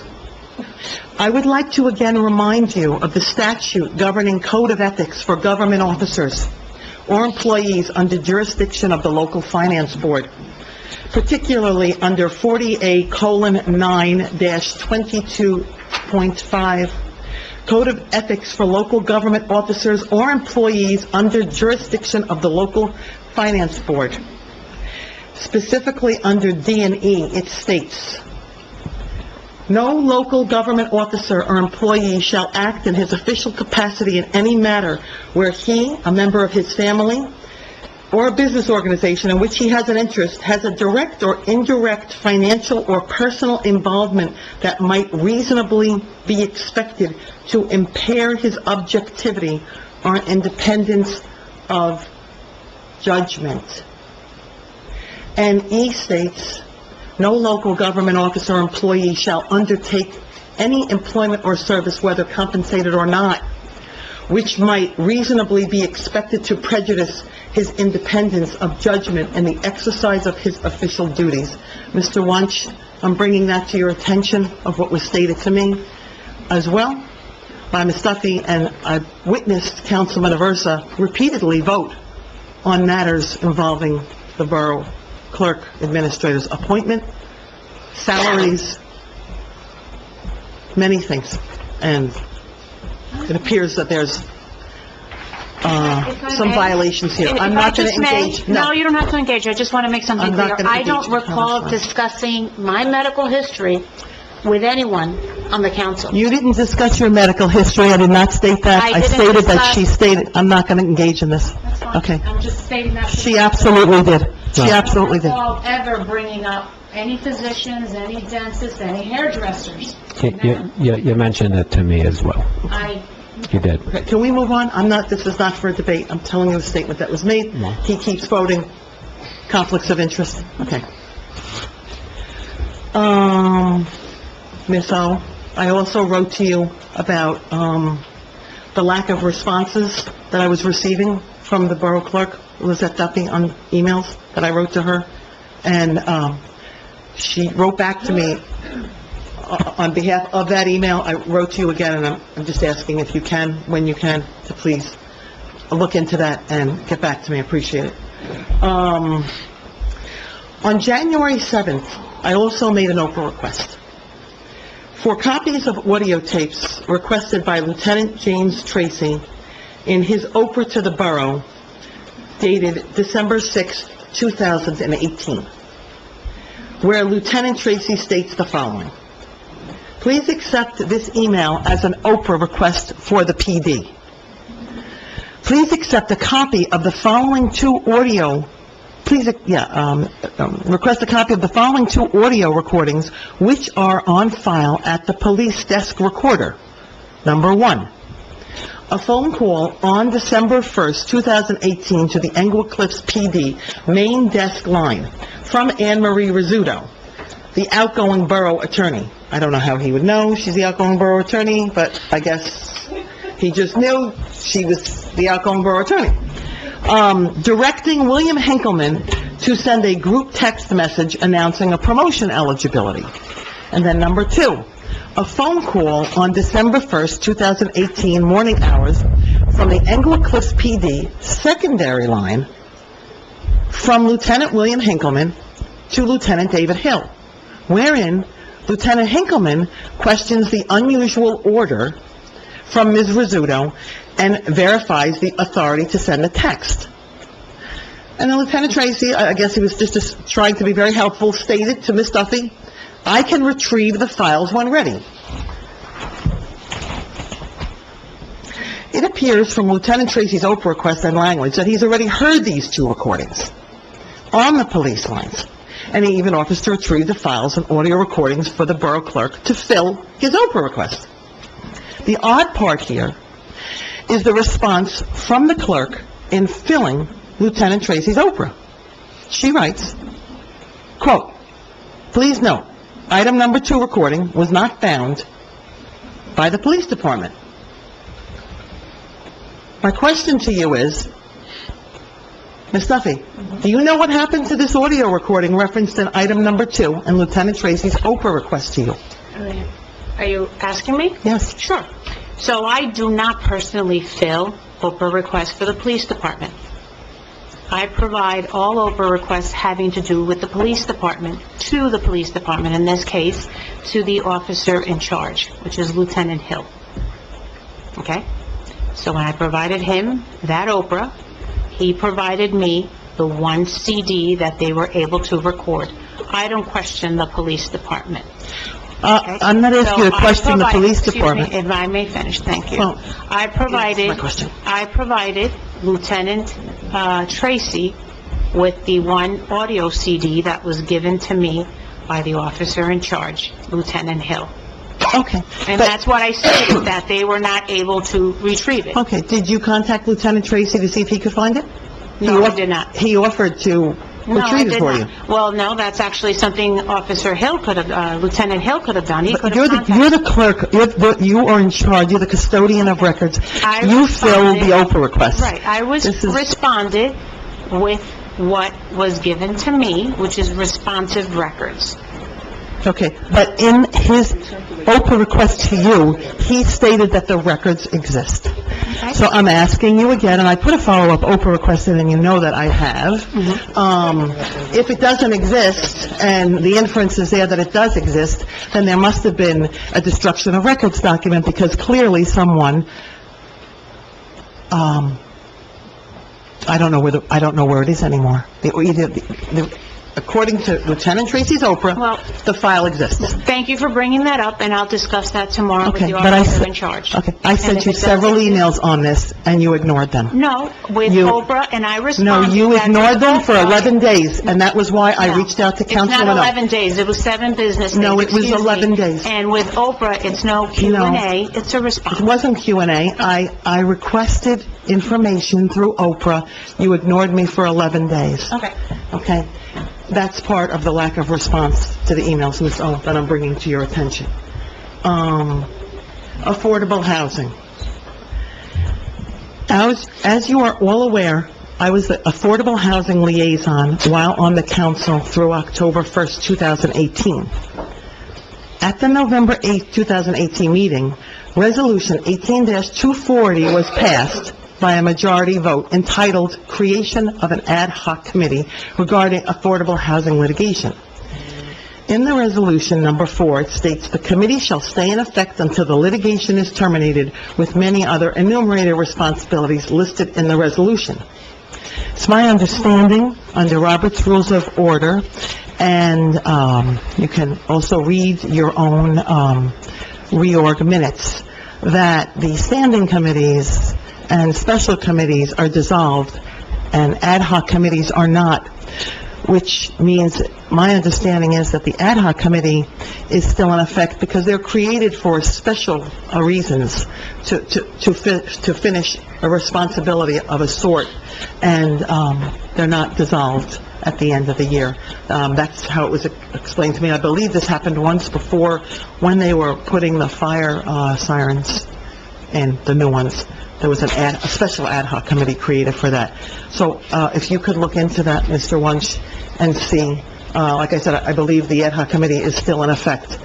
To date, no one from this council has reached out to me to ask of my assistance, even though you are all aware of the extensive work and knowledge I have acquired in the almost 3 years of being the Affordable Housing Liaison to the council.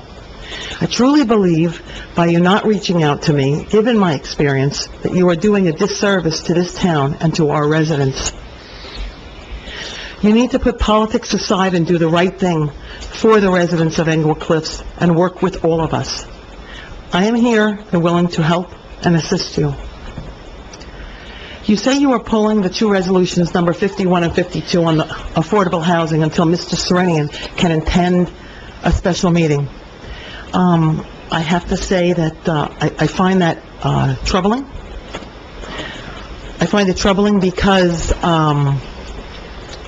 unlike probably the only other one that has any knowledge, well, not probably, I know, the only other one that has any knowledge of this would be Mary O'Shea, who's now not on the council anymore. But I was in all those closed sessions with you. So I have more knowledge than Ms. Sabari or Mr. Song have, and I know what all those conversations were. I know what we spoke about. I know what you said. I know what you didn't say. I'm not allowed to talk about that here, and I understand that. But I am very troubled by your delaying this, okay? Was Mr. Serenian asked to come to this meeting tonight? Did anybody No. reach out to Mr. Serenian? Did you? Debbie? No, actually, I've been asked not to speak about affordable housing today, and I I'm just going asked- to stick with that. Have you, was Mr. Serenian invited? I have. Gloria, was Mr. Serenian invited here? Under the mayor's advice, I'm not going to speak to that. If the mayor wants to speak about I think they're kind of copping out on you. I didn't want people speaking on substantive issues. Right, of course, I know. But this is I an understand. issue of, is Jeff coming here tonight or You not? didn't show up for the last meeting for affordable housing. I wasn't able to attend because I was hastily called, and I asked you to do a different night. That was but you petty, didn't. Debbie. That was Yeah. really petty. Yeah, so if you did it on night when I could attend. You're showing your... Well, I know, it's hard up here sometimes, right? Because you have No, questions to I'm answer. talking about a very serious, I'm talking about a very, excuse me? I said you're criticizing, but you don't know. I know more than you know. I hate to tell you that. Okay, You're- let's move let's on. not get this, Let's stop. move on. Okay? You need to stop, okay? No. Well, you know what? There were other people that sat up here for just as long, okay? So, I'm giving you my opinion that by postponing this, when you could have invited Mr. Serenian to come here tonight, which I don't believe any of you even extended for him to come here tonight, okay?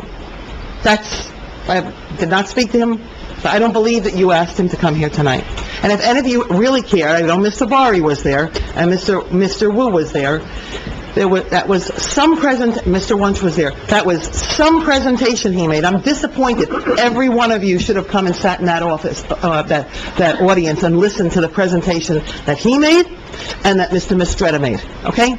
You have a huge responsibility on your shoulders, and, you need to do that. I agree, it should be advertised to the public, okay? It should have been advertised to the public already. I heard comments stating why it has not yet. Mr. Perino, I already spoke, he has the dates locked down better than I do, but it was only within the last few weeks that we were even allowed to talk about this, plan, housing element plan. So, to state that we should have done it earlier, you've been in control since January 1st, it's 15 days. Why didn't you advertise it? Why didn't you let the public know, guys? You have majority now. Why didn't you do it? Mr. Bari, you say you can't talk about it. Yeah, right, you're doing the bylaws, pay to play. That stuff's not important, you could do that later. Affordable housing, we have deadlines. You're breaching your fiduciary duty. And if your delays tonight, I hope, does not cost this town any adverse effects. That's it, pay to play. I hope that you amend it and don't repeal it. I didn't even have, it's not on the agenda, and I didn't get a copy.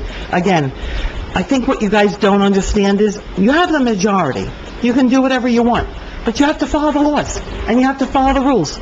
I didn't get a copy of the repealing of the ordinance. It's not even on the agenda.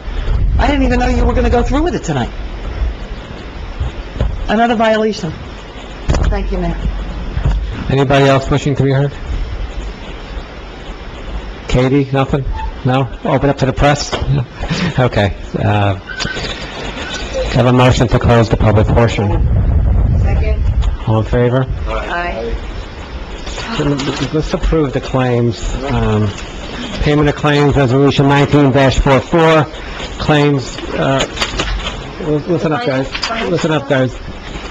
Do you want to do that, Debbie? Yes. Councilwoman Sabari, go ahead. Motion to move the claims. Hold on. They can't hear you. I'm sorry. Motion to move the payment of claims, Resolution 1944, December 13th, 2018 to January 15th, 2019, $5,342,686.42. We need a second? Second? Councilpersons Wu, Yes. Song, Yes. Sabari, Yes. Park,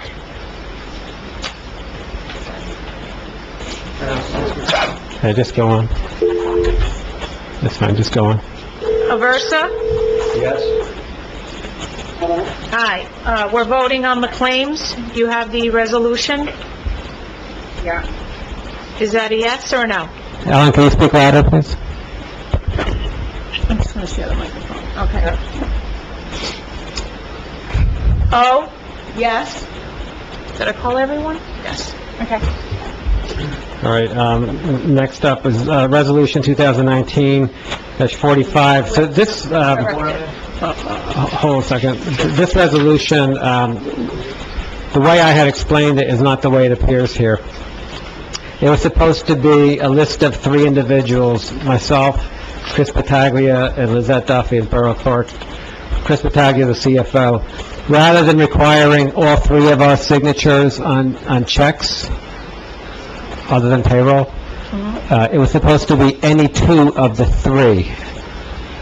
Okay, so at the end of that first introductory preamble, be it resolved that the Borough Council of the Borough of Englewood Cliffs does hereby authorize, add in any 2 of the following, add my name, I never said take my name out, somehow it disappeared, Mayor, as signatories on all borough accounts for all borough expenditures excluding payroll, and then it continues on.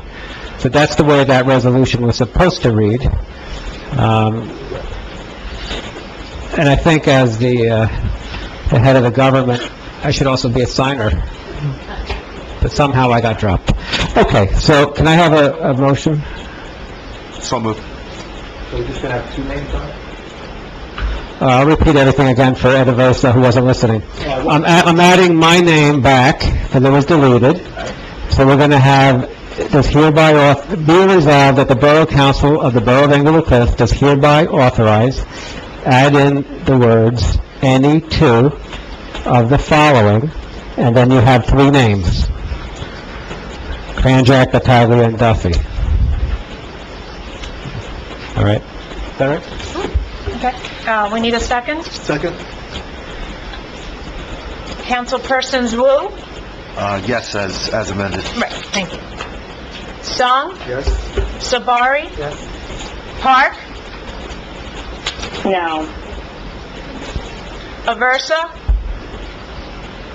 I think we should, in light of what's happened, I think we should make that by yes, to repeat that.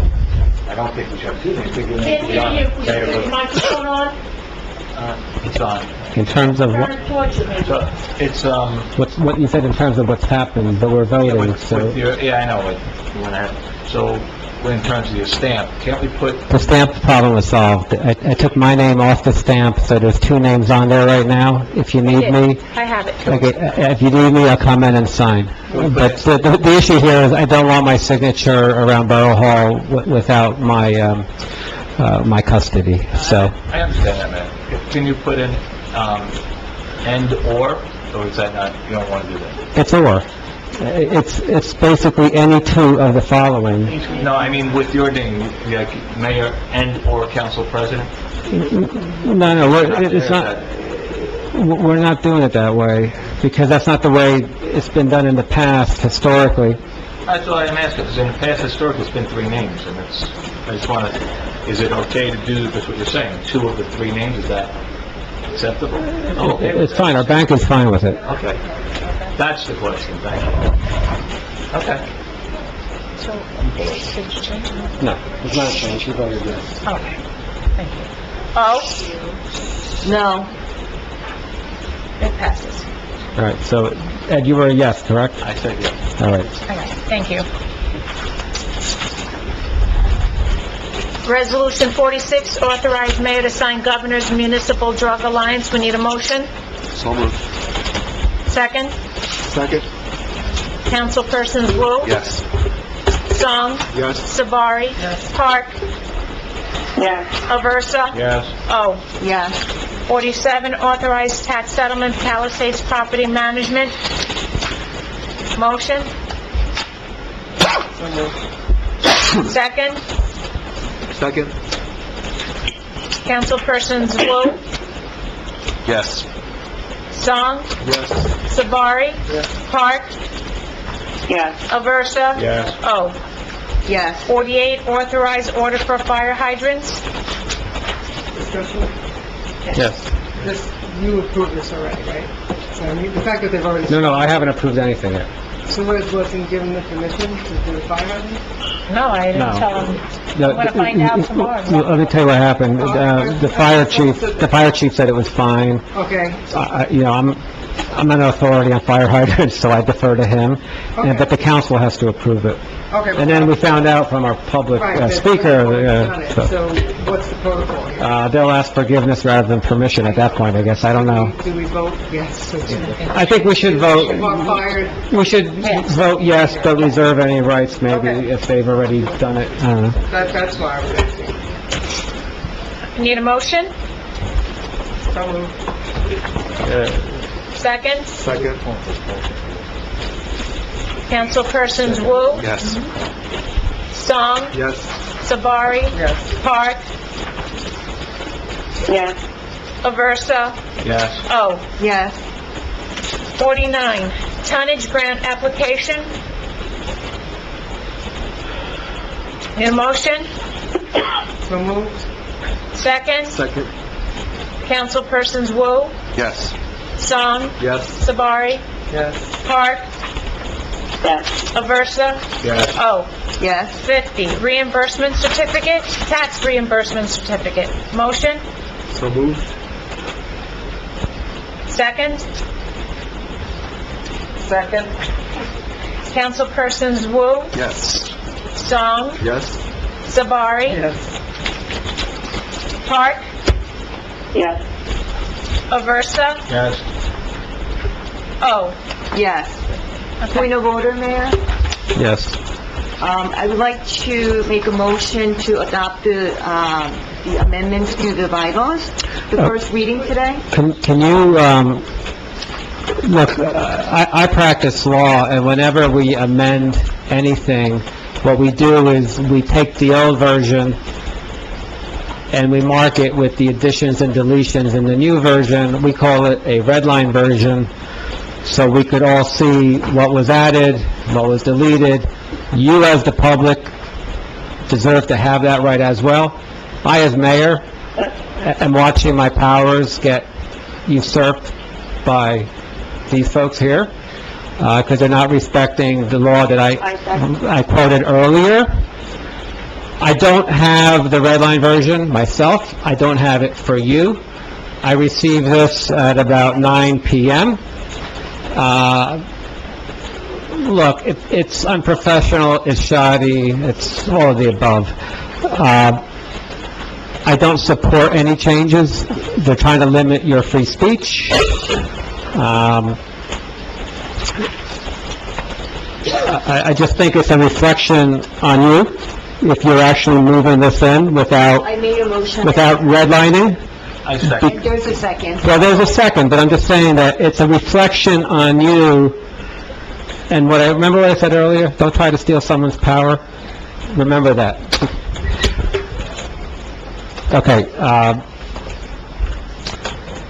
So there was a motion. and by the way, they tried to do this at the reorg meeting, and Al Wunsch said, "Oh, yeah, it's fine, you could do it at a reorg meeting." I said, "No, it has to be at a regular meeting. In fact, it has to be at 2 regular meetings." This is the And he first reading, Mayor. kept demanding that he was right. He was right then? No, he was wrong. That's why they're back today. And the judge told you yesterday not to do this today. The judge also told you, through your associates, that you They're were my not partners. supposed to be controlling the agenda, taking matters off without participation I of the think governing you're body. misstating that, sir. So, I am not misstating. You're misstating it. You asked Mr. So- Splinter that you were told by the judge We- that you do not have the sole authority to take matters off of the agenda. Not one That council is the governing person, body. not one council person contacted me directly with anything that they wanted to add or delete. You're out of order. No one council person asked me, and the things that were asked through the clerk were not appropriate. Pending. Motion and a second. Who seconded it? Well, Ed Aversa did. Roll call, please. Councilpersons Wu, well, can we go through the changes, page by page, and open to the public as well? I'd like to open to the public. Can I have a motion to open to the public, to let them speak on this and understand it? So moved. Pending, it should be voted. All right, I don't even need a motion. If anyone from the public wants to come up, raise your hand. No, I don't actually. I don't, because In the middle of a vote, in the hierarchy, now you're breaking law. no, in the hierarchy of Open Public Meetings Act, You need I a am- motion, Mayor. Come on, you've been doing this for 3 years. Roll call, There's a clerk. roll call. Let's go. and you've been doing this for too many years, Gloria, and you're still not a mayor. Let's go. councilpersons, I'd like to hear from the public. They have an opportunity at the next meeting. councilpersons Wu, Given that So you're treating this as an ordinance? Yeah. Okay, My thank you. comment is, I think this is going to subject us to future lawsuits. Given that the court response was only given to us yesterday, I think we're very rushed in pushing this through. I looked at it briefly, similar to the mayor, got it at 9 o'clock. It's different already from the last one I saw, and definitely don't have enough time to look at this and make a vote on this, so I'm going to say no. And by the way, you could have just shared it with everybody before the meeting, Gloria. We're allowed to put it on the agenda, Mayor. You could have shared it. Well, you know what I asked? You didn't share it. You didn't share Here we it. go. Sharing is caring. She doesn't care about you all. Well, apparently you want to control the agenda. Well, I want to control the parts of the agenda that belong there and not put things that don't belong there, like lawsuits that don't exist, But this is shouldn't be on Mayor. there. It's not a dictatorship. The council should be able to put things on the agenda. You're more than welcome to put whatever you want on the agenda as well, but we have a right to as well. Well, you do have a right to, but you just call me. I never hear from you That's people. part of the problem. You don't want to talk to me, right? You just want to grandstand in the public. I'm not here to fight with you. If you ask me to put something on and it makes sense, we'll put it on, right? We'll do this together. Makes sense in your eyes, Yeah, right, that's a Mayor? problem. That's It is a problem, Larry. Well, you want to repeal and no pay to play so you can hire all your friends. That's a different issue. That's your... That's the next your guy. view, and that's okay. You're entitled to your view. I understand that. It doesn't mean I have to agree with it. Okay, I hear silence from the borough attorney because he's probably conflicted on this also, but let's go. Silence to the borough attorney. How about this? You want to let the vote just be taken.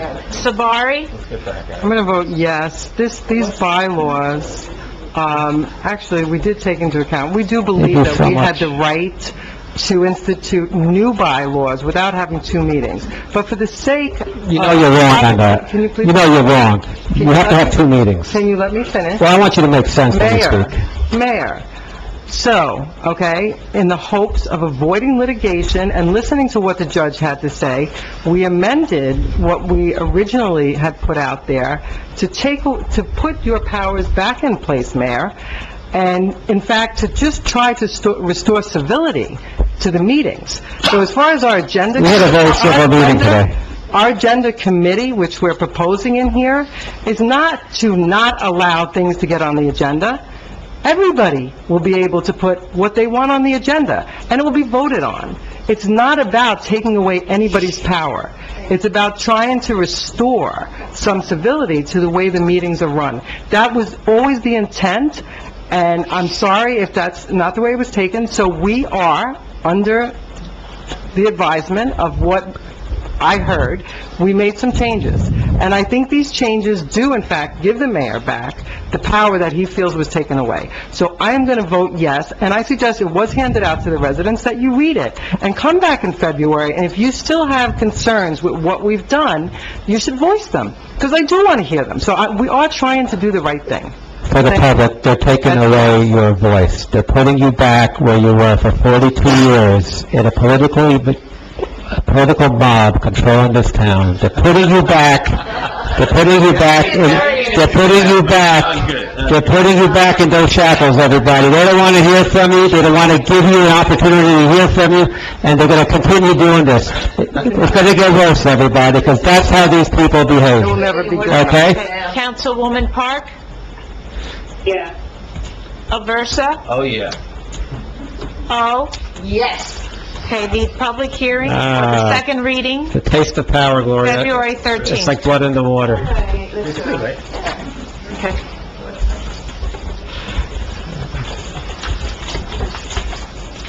The Economic Committee, council member reports, please. We're tabling them. We had tabled them at the caucus. Thanks for running the meeting. The mayor's got it under control. Well, the borough attorney would have told me if we had to do anything else, so we took them off after caucus. That's all he said that we had to do, If you and would we'll like do to it. vote, just, Point of order. I'd like to make a motion to adopt the ordinance 1901. This is the second reading, and open it up to the public. How is this a second meeting? This is the second reading. We introduced by title, and now this is the second reading. Where's the ordinance? You have it, and it's also been put out, it's been handed out, and the mayor would not allow us to put it on the agenda. This is the reason we need an agenda committee. Exactly. It's not a dictatorship. Well, how Okay, are you again. adopting this if it wasn't introduced was correctly in the advertised. first time? It was advertised. It wasn't introduced correctly in It the was first advertised, instance. Mayor. I second that. So you did it at a reorg meeting, which is more like a okay, so you're, this reorg this is meeting. the motion to open it to the public. All right, and for the public, this is the repeal of the no pay to play statute All right. ordinance. Open to public, Councilpersons Wu, Yes. Song, Yes. Sabari, Yes. Park, Aversa, Yes. oh. Yes. Open to the public, Mayor? So if there's anyone from the public who wishes to be heard regarding ordinance 1901, introduction of ordinance 1901 second reading to repeal ordinance 18-18. According to them, it's a second reading. According to me, it's the introduction. We'll let a judge decide, I'm sure. But come on in and have your say, yes. By the way, who wrote this?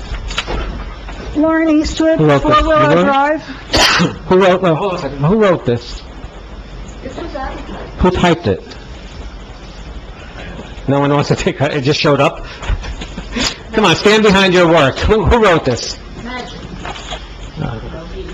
Gloria, you wrote this? Who's going to take responsibility for this writing? I almost said something else.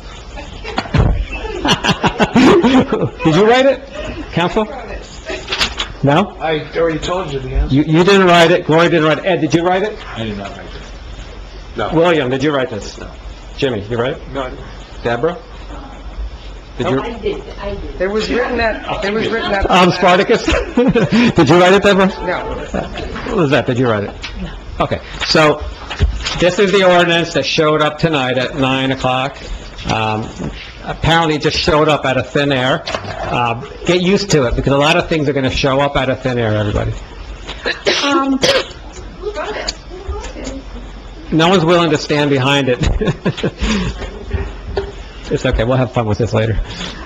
Lauren Eastwood, Four Wheeler Drive. I have a number of comments. First, this is not on the agenda. Second, it was not in the packet handed out. Third, it was put out on the table outside the council chamber at some point after I arrived at the meeting. There was no announcement made that it was put out there. I haven't had an opportunity to read it because I just got it. There is a lawsuit challenging the validity of the reorganization meeting, and specifically challenging the introduction of this ordinance because you failed to advertise that you intended to do it. All you're doing is looking for another lawsuit. I'm just looking to find out who wrote this. Yes.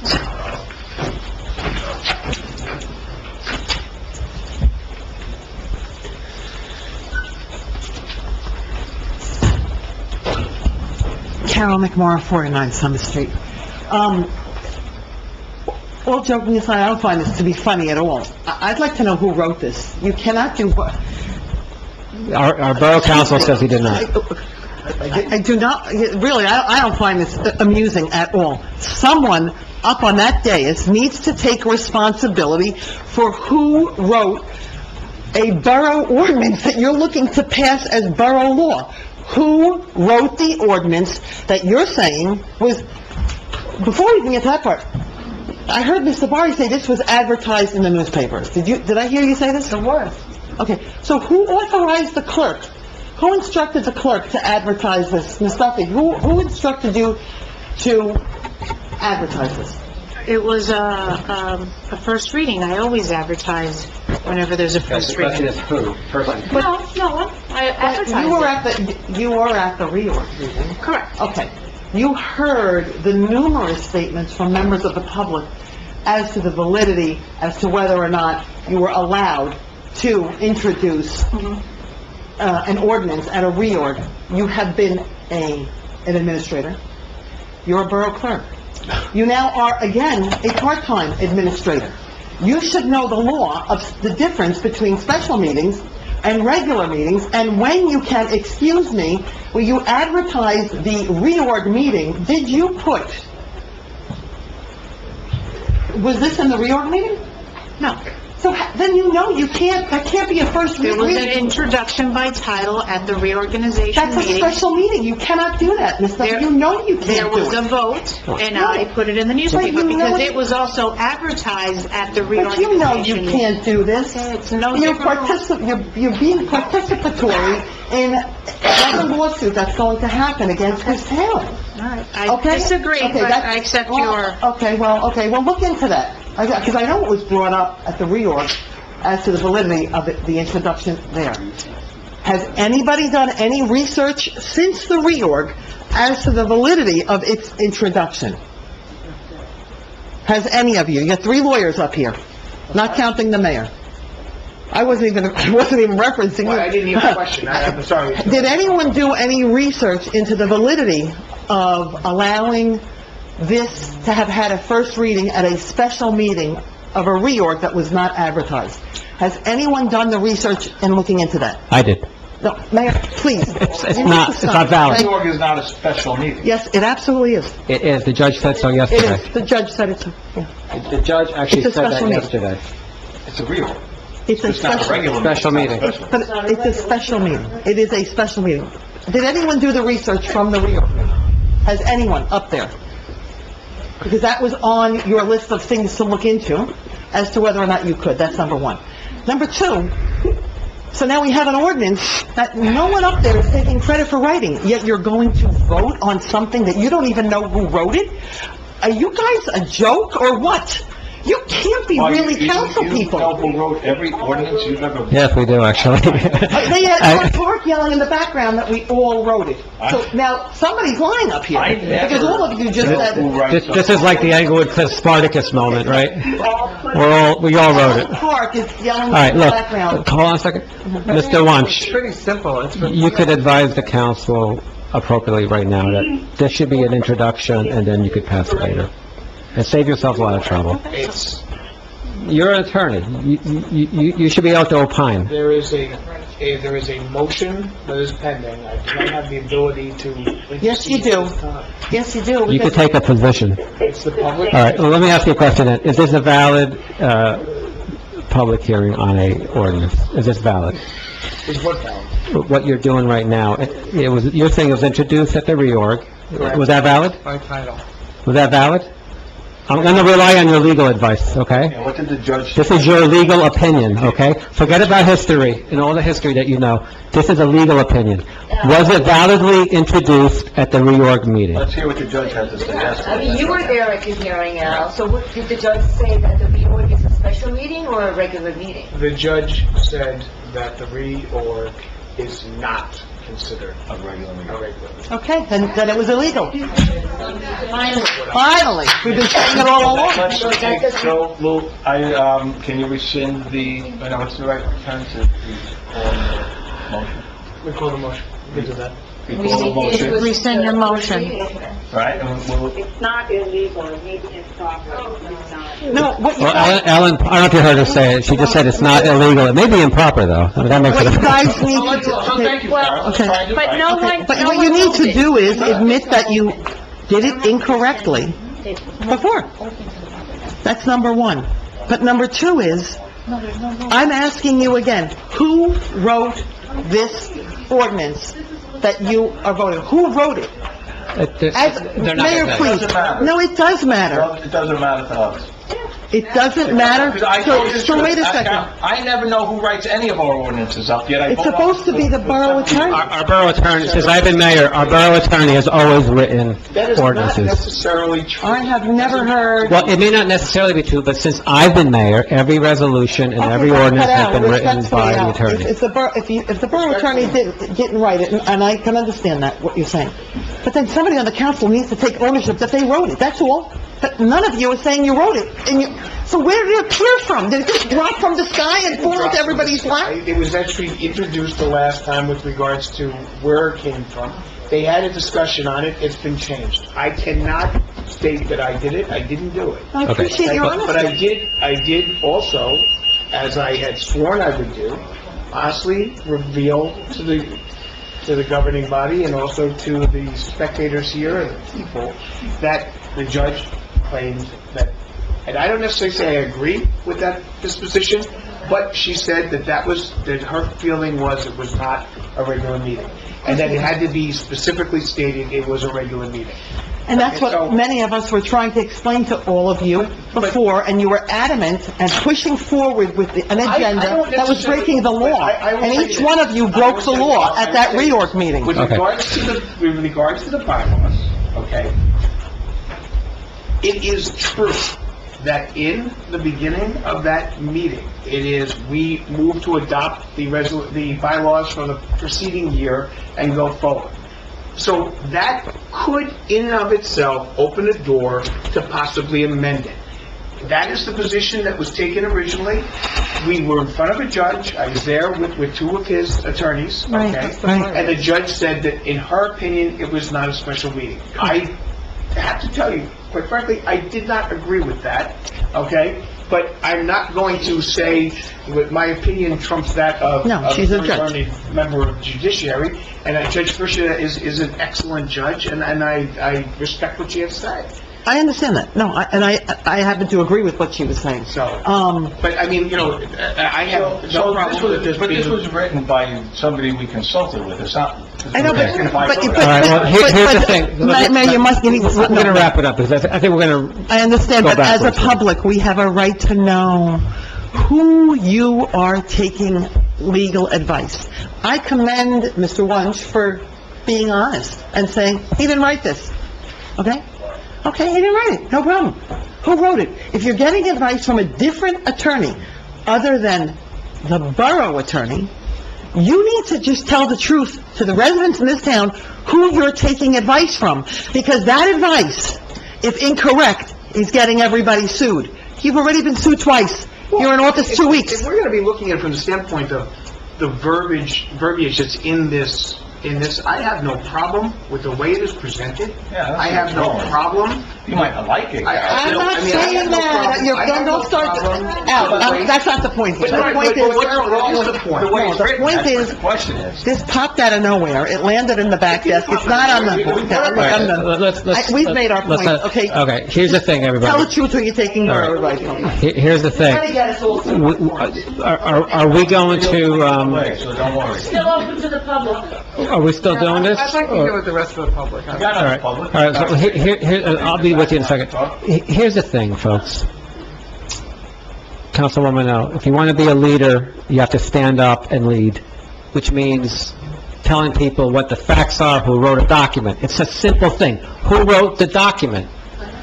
It didn't just show up at the gas Sit station. there and pontificate all you want, Mario. The answer was given to you. You don't like it, that's your I'm done pontificating, but if you want to be a leader, and this goes to everybody up here, stand up and lead, because that's what you were elected to do. You weren't elected to play games and be political up here, okay? Once you cross that threshold, politics ends, okay?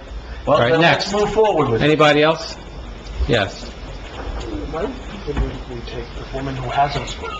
He never takes me. I'm sorry, I saw her after. You'll be next. You will be. Okay. Would you like to speak also? Then you could go after her if you want. Mary O'Shea, 12 Irving Avenue. I'm really disturbed with what just transpired.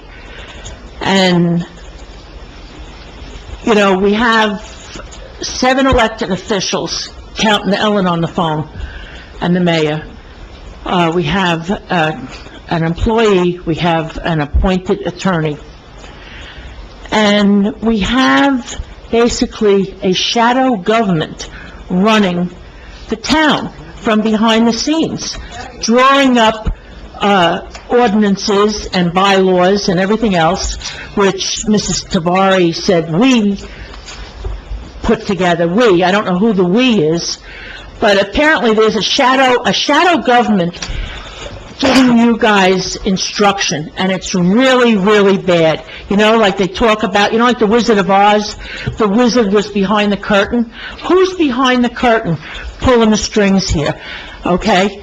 Very, very disturbing. And I remember when we were talking earlier about the bylaws and the bylaws in 2010, Island Clorca went on and on and on to Robert Agresta. Who wrote the bylaws? Who wrote the bylaws? That was like the chant, okay? So now we say, who's writing the ordinance? Okay? Nobody should be doing that except the borough attorney. And Albie, until tonight, I did not realize that you were appointed for 60 days. And I was wondering, is that a 60-day placeholder that you're doing so that they could repeal the pay-to-play and hire whoever they wanted that had violated? Why are you hired for 60 days? I mean, I know you're out of your realm in this. I mean, you're not used to being a borough attorney. You're not used to the rules and things that go on with this position. You're more in the courts where you usually practice your trade. So you're really a little bit out of your realm. And I think that you're just a placeholder here for 60 days, because I thought you were appointed for a year until tonight, when I heard you said you were only here for 60 days. The resolution that was passed. Well, who saw the resolution? Nobody saw the resolution. The audience never got any of the resolutions from the reorganization meeting. We didn't even get a list of the names. Pardon me? I said, gave them all to the mayor, I don't know what he did with them. The borough clerk makes up the ordinances and the papers and hands them out. There was nothing to hand out for the residents. We did not know that you were appointed for 60 days, okay? And to me, that's a placeholder, okay? That you're sitting there to hold the seat, keeping it warm for somebody else. Is it Carter Carson, Breslin coming back? Is that who's doing these ordinances and the bylaws behind the scenes? Is Carter the one that's behind the curtain? Why are you talking to me about it? Because you know what's going on, Albie. You know what's going on. You would never have taken this for 60 days, okay? Because you took it because you're a loyal Democrat. And your mother was a loyal Democrat, and that's why you got all those positions in the courts, because your mother was a loyal Democrat. My mother was a Republican. Let's focus. She became a Democrat because it was advantageous for her. It was advantageous for her. My grandfather was the first Democratic councilman in Englewood Cliffs. My grandfather, okay? Because the Republicans were in control then, okay? So, we both... Until 1976.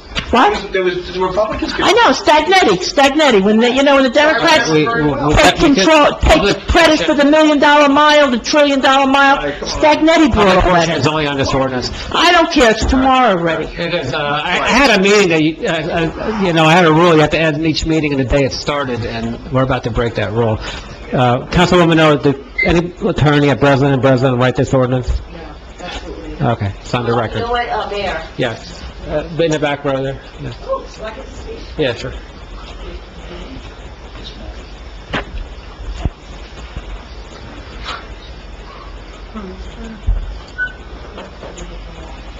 And don't worry, guys, I'm not going to be the judge and jury. Lynn Norton, 9 Willow Drive, and this is regarding specifically this ordinance. I believe it was introduced under an item entitled New Business on the Reorganization Agenda. New business generally means new business. The issue with the bylaws was an issue with the bylaws. It doesn't seem to hold true to this ordinance, and I do believe this ordinance needs to be repealed so that it could be looked at in detail. I know that you absolutely believe in it, Mayor, but the timing is a little suspicious. So I think that the group has to get together and see what it says and why it says, and not necessarily go back 4 years for your convenience. They may decide to do it, they may decide not to, but it didn't quite make sense for you to bind the new council just as soon as they came in because your people weren't on it anymore. Well, my people didn't have a problem with campaign finance. That, I don't, you always have to comment. I think it's like, anyway, I'm not going there. So anyway, I think it is a good idea. I think it is probably legal, and I certainly hope, as I... Did you say probably legal? I am not a lawyer. I believe that under new business, you could put it through. I am not as I say, I am not a lawyer. And I think that you're gonna tie their hands, because in 30 days, they can't make their appointments, and I think you know that. So I believe new business is new business, and therefore, kudos to you for trying to put together a better ordinance than was done, and I'd like to see it happen in the future. Okay, anybody else wishing to be heard? Yes.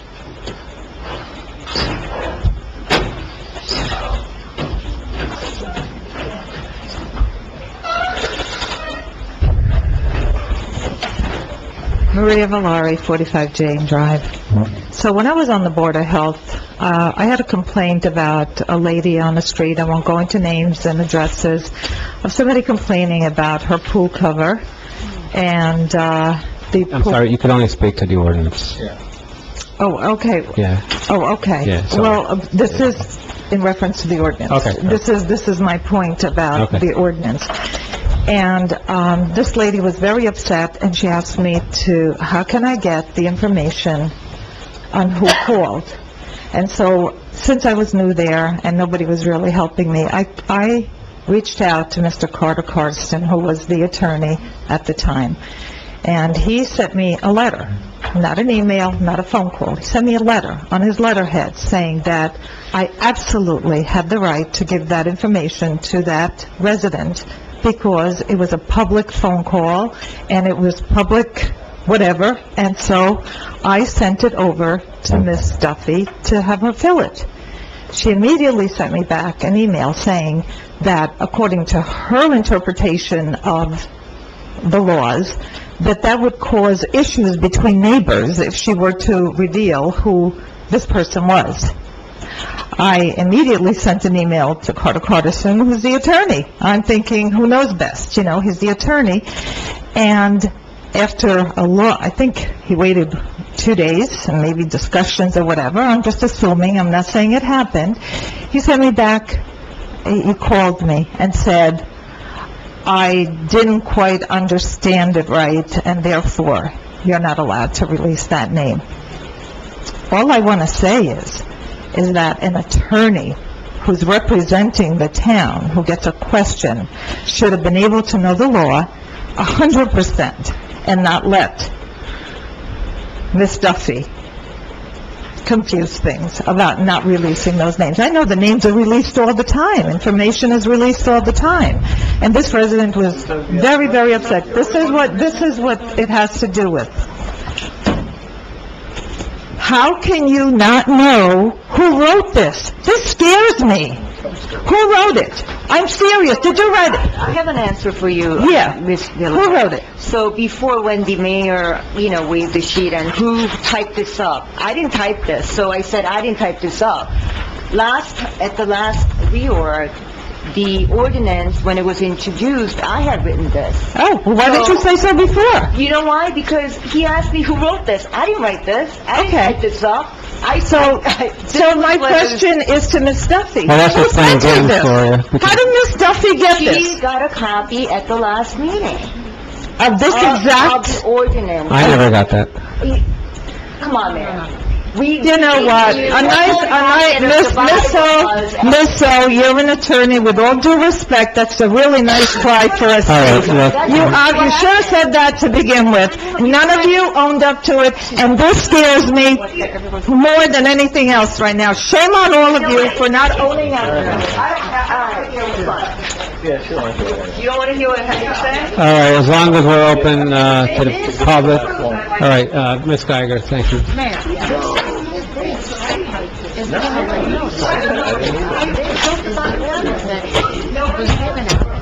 Karen Geiger, 270 Alfred Street. Now we know.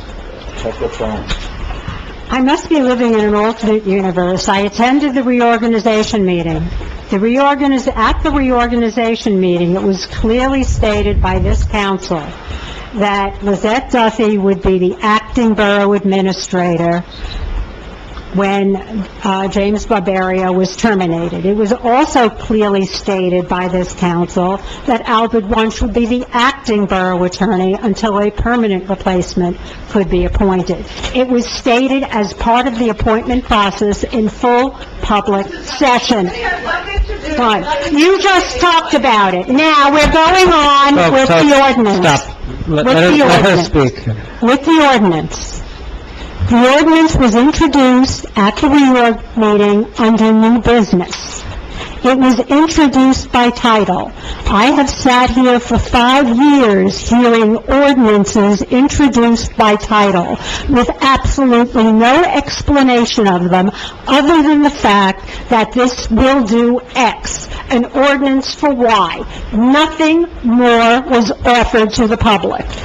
The introduction by title is the signal for the borough administrator, or for the borough clerk, rather, to publish the full ordinance, so that the public has 10 days to examine that ordinance by law. And then we come to a public meeting, which probably is this meeting, and we have the opportunity to speak about the ordinance that was published in the paper at least 10 days ago. To my knowledge, that process took place with this ordinance. Certainly, I, as a resident, saw it published at least 10 days ago in the paper and had the opportunity to read it. I don't understand the nonsense that went on about who wrote it.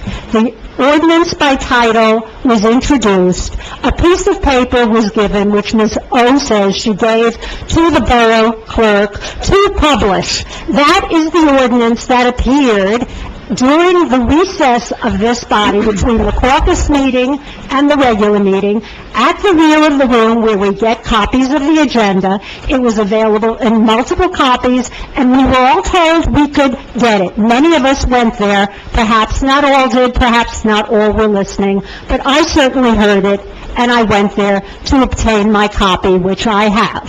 So I don't understand what prohibits this borough, as a council, from adopting this ordinance today. It was introduced at a public meeting. It was under new business, which was an agenda item at that public meeting. It was only introduced by title. The public had notice of that as a new ordinance. We had the opportunity to read it. We had the opportunity to review it. It was clearly available and published. And we had the opportunity to speak about it at a public hearing held at a public meeting, which is this meeting. In addition, the fact that so many people in the public, including myself, spoke to this ordinance earlier in the meeting shows that we were aware that this was an ordinance that would be adopted. So let's not play games about what happened. I do support the repeal. I support it because I don't believe in onerous, restrictive ordinances that only affect the future. If you really wanted an ordinance that was pay to play in this kind of manner and in this strictness, you should have put it into effect 3 years ago when you had full control of the council. But you didn't do it in 2016, you didn't do it in 2017, and you did it in December of 2018, when Ed Aversa clearly said that if you put this forward, one of the first acts of the newly elected council would be to repeal it, in his opinion. Thank you. Okay, so, three reasons why you're wrong, Ms. Geiger. One, I had 30 days to fill a vacancy in the borough attorney position and borough administrator position, and that was violated. Two, the fact is, and I like how you play with your words, because you refer to it as a public meeting. Public, right? But we have to have it at a regular meeting, which is a public meeting, and so is a special meeting is a public meeting. But you have to have it at a regular meeting. So I like how you try to, pull the wool over everybody's eyes, okay? It was not done at a regular meeting. It was not introduced at a regular meeting. It could be introduced tonight if this council so wishes. And the third reason why you're wrong is none of my appointments violated anything in this ordinance. So they were all compliant from day one, because I would only hire people who would be compliant. It's only when this new crew came in that we had to worry about it. Mayor, that's just respectfully disagree. Okay, let's do, and put up as the borough prosecutor Mark Raimondo. Mark Raimondo didn't put it in RFQ because he could not qualify under your... Anybody... You still appointed him as the... He's a holdover. Anybody else? And he was a holdover. And I want us to say... Anybody else? You're out of order, Council. Council, you're out of order. Hold on a second. It is public. Hold on. Tell me, Mayor, who wrote Resolution 19-49? Who wrote it? You wrote that. No, I did not. Well, you should have. Anybody else? That's not an answer. The point is... Hold on a second. You're out of order. You're talking about tonnage. Who wrote You can divert, you could digress, but the bottom line is... 19-51. Here, take a look. That was given to me by... That's Jeff Serenian wrote that. Oh, okay. He sent it to me last night. No, 1949. Was that... You seem to be upset. No one in the audience seems upset about the fact that resolution... Yeah, well, talking about leaf cards, yeah, you need to back off. You need to back off. You need to back off. We're talking about an ordinance. All right. We're talking about an ordinance, so back off, Mr. Wunsch, because you're not talking any sense. You don't know who wrote it. Anybody else? I know everything that happened there, okay? Really? I have notes. 1949. Anybody else? Okay, let's have a motion to close, and then... Close it, second. All right. All in favor?